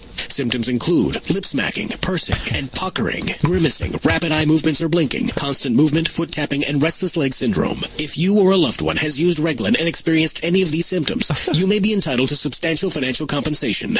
How cool is it that we identified the drug that does it, and now they've got an something that apparently combats it 8-9 years later. It's a great place, this country. We'll fuck you up with the one. That's a great show we do. Episode 201. Wow. Well, of course, we were kind of mocking it. Well, of course, we're mocking it. That's what we do. Yeah. I don't remember mocking Snowden, though. No, but me okay. Well, yeah. So some people think we're just wrong. How are we doing on 2020? I know you saw it because you tweeted about it out of disgust. My tip, My tip, which you excoriated me for, Stacey Abrams looks like she's gearing up. She might be making a run for it if once somebody falls down. You saw her in Vogue magazine. An eye roller. What do you mean an eye roller? She has all the elements. What doing in Vogue magazine talking politics? What's wrong with Vogue magazine all of a sudden that they have nothing but politically inclined lefty? Hello. This is the elite magazine. This is positioning. This is not because Vogue woke up one day and said, "Oh, let's get her in." No, there's something going on. This is a push. This is the same thing that, Beto and Vanity Fair. It's the same idea. It's a push. She's coming for you. Well, it would go like this then. If I was going to predict anything, it would go Biden, Abrams. That would be a fantastic combo, but she's already said she doesn't want to be VP. Hey, people say a lot of things, but if you say to her, "Hey, look, watch Biden for a few minutes. Do you think he's going to get through 4 years, let alone 8 years? You'll be president in 3 months." Yeah, exactly. That's a good point. And she wouldn't even have to go through horrible debates just with Mike Pence. Seems like a shoo-in. Well, no, she'd have to go through a debate with Mike Pence. Yeah, that's it. That's all she'd have to do. Oh, yeah, right. Instead of all these other she wouldn't have characters. She wouldn't have to debate Trump. Then well, now they get Joe in. She's in as VP. They slip him slip him a Mickey. They got to send him to put some more than they're doing now. They got to give him. They got to jack him up. How about some Captagon? Captagon. Now you're talking. No one would be the wiser. It would be great. In fact, I think someone should suggest that. That's not a bad idea. Yeah. Jack Joe up on some cap. Jack him up. Put him on stage and let him kick some butt. Jacked up Joe. Exactly. Jacked up Joe. He better do something, man. He's got to get something going. Elizabeth Warren has a chant. Everyone likes to have a chant. Have you heard her new chant? Well, let me go look at the Google list and see if I can dream one up. No, you'll never guess this one. 2 cents! 2 cents! 2 cents! You bet! 2 cents! It's 2%, folks. 2020 candidate Senator Elizabeth Warren getting chants in support of her 2% wealth tax, but not every Democrat is on board. Billionaire and former New York City Mayor Michael Bloomberg calling Warren out for a tax on the 1% minutes after she left the same stage. Listen. I just said to Senator Warren on the way out, Senator, congratulations. It was a nice talk, but just to remind you, if my company hadn't been successful, we wouldn't be here today. So enough with this stuff. He's like, hey, simmer down, Lizzie. Don't be taking my money away. Well, 2% is not that big of a hit, but hold on. It's 2% every year. Yeah, that would be the idea. Yeah. Okay. But assuming a lot of these guys, when you get that much money, you're accumulating more than 2% a year in additional money. Very few billionaires are it's always going up. And this is very easy to do. Now, the actual wealth tax, a real one that taxes everybody.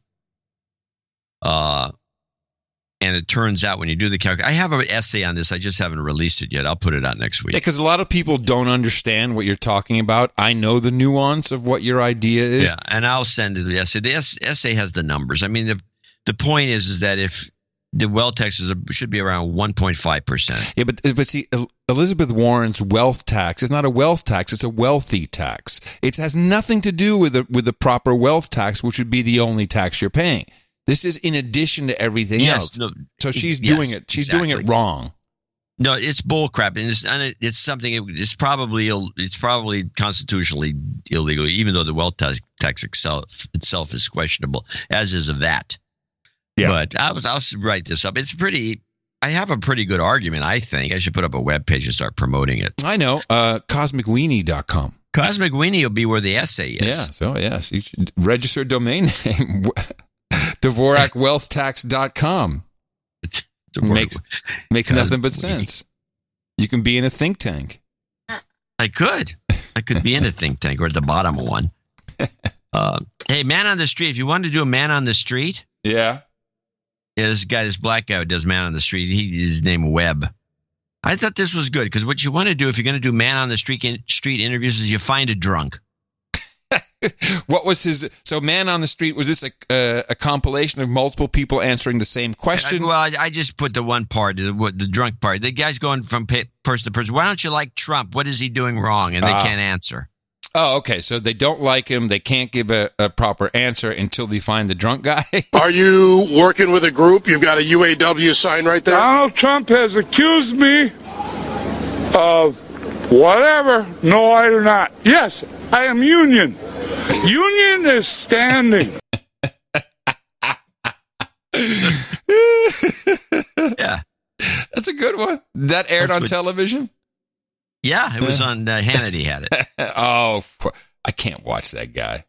It's hard to watch. I got it from the internet. Very hard to watch. I do have a couple of ISOs. Oh, good. I need one for the end of show. Oh, I got two. This is when Sanders was in. I have the Sanders clip here too. Bernie was in Iowa, but here is Bernie in Iowa. This is his ISO. Thank you, Iowa. Yeah, well, it's just one of those things like "Thank you, Cleveland." Yeah. Okay, this might be better. This would be more up your alley. This is an Iowa woman. Cheering? No. Cheering? Sure. We have a winner, ladies and gentlemen. So she said, "Jeering no, cheering yeah," and she was one of the Democrat officials, steering committee heads or something, telling people how to act. Keep your signs down. She had a whole spiel. Keep your signs down. Do this, do that, and then she had that little bit at the end, which I thought was hilarious. All right, I have one last clip to play. This is from the OTG Off the Grid series. Again, this is not necessarily to protect you from security agencies, but to protect as much of your data as possible. But really for you to get off the smartphone, that is the battle. The battle is between you and that device you have in your pocket. You want to have something that functions, but that doesn't do too much too quickly, because then you'll keep reaching for it. Currently, I have the iPhone 5 stock, completely no external apps. I'm running the privacy. It's called, let me just double check the name of this app because I said it wrong. It's called Privacy Pro. And that pretty much puts the equivalent of a pie hole onto your device. And you turn off your location services. You got to trust Apple to a certain degree. And you can lock out all Google, all social media, all Facebook tracking images and what do you call it? Device, what's the word? Not sandboxing, but they do come on, what's the... I hate myself for not knowing this. Jailbreak? I don't know what you're talking about. It's the device recognition where they're doing canvas. They're doing a canvas on you so they can find out which device you're using. You can block all of that. And then ultimately, the thing is not going to work very well, but you can make calls, you can send text messages, you can get your email if you need to, and you can kind of be on the web browser for certain things, but even Twitter doesn't work very well on it if you don't have that part blocked off. Battery life, 5 days, it's fantastic, but the whole idea is to get rid of the usage of a smartphone. It seems to be hard for people. You know, taking a break from technology might sound like a good idea, might sound relaxing, but there could be some negative side effects. According to new research in the Journal of Travel Research, the study shows that people who go off the grid when they travel, they can have withdrawal symptoms like, you know, when you're trying to quit smoking or drinking. Research, cold turkey could be. You got to keep that device near. Researchers asked tourists to restrict access to their devices for at least 24 hours. And the participants said they felt anxious and frustrated at first, but eventually they enjoyed the digital detox. Eventually. There you go. The digital detox is tough. It's not for everybody. But if you need support, you can always reach out to me if you're going OTG. I'm calling it. That's it for today. Okay. We will return on Sunday with another episode of your best podcast in the universe. You never know what will happen between then and now. But for sure, we'll rip it apart for you and watch everything that needs to be watched and read everything that needs to be reads. And coming to you from Opportunity Zone 33 on the frontier here in Austin, Texas, capital of the Drone Star State, FEMA Region number 6. Remember us at Dvorak.org/NA. In the morning, everybody. I'm Adam Curry. And from northern Silicon Valley, where it's actually Mountain View, where all the Reed Reds live. I'm John C. Dvorak. We return on Sunday right here on No Agenda. Until then, keep remembering us. And adios, mofos! And such.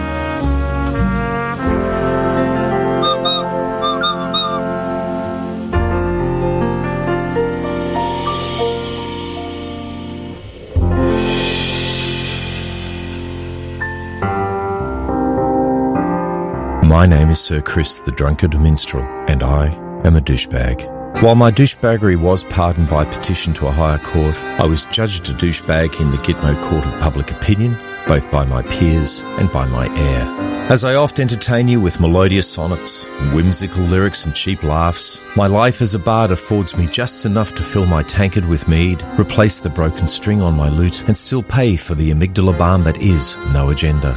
Sadly, a carelessly indulgent evening of wine, women and song, with Nick the Rat, has left me with ne'er a farthing to my name, reeking of cheap liquor, common wenches, and bereft of my trousers, and such. As luck would have it, the lack of any trouser garmentry has afforded me the means enough to retrieve my loot out of hock. However, I'm able to neither fulfill my moral fiduciary duty to our show, nor wipe the smile off my face for one of the best nights I can't remember. Please go to Dvorak.org/NA and donate now, because I can't. Cheap laughs may be cheap, but often they come at a price. Yeah. Yeah. Yeah. Yeah. Yeah. Yeah. I'm going to Bing it. Yeah. You're going to Bing it? Good. Go to bingit.io. Binging it? Yeah. Bing it. It's pretty damn useful. I've just gotten into the habit of just binging stuff. Yeah, Bing it. Yeah. Bing it. Bing it. Bing it. Bing it. Bing it. What was I binging? I forgot what I was binging. Bing it, baby. You were binging. Yeah, Bing it. Yeah, Bing it. You should Bing that real quick. Let me Bing it. Yeah, Bing it. Just Bing it. Da, da, da, da, da, da, da, da, da. Just Bing it. Da, da, da, da, da, da, da, da, da. Just Bing it. Da, da, da, da, da, da, da, da, da. Just Bing it. Just Bing it. Yeah. Fail.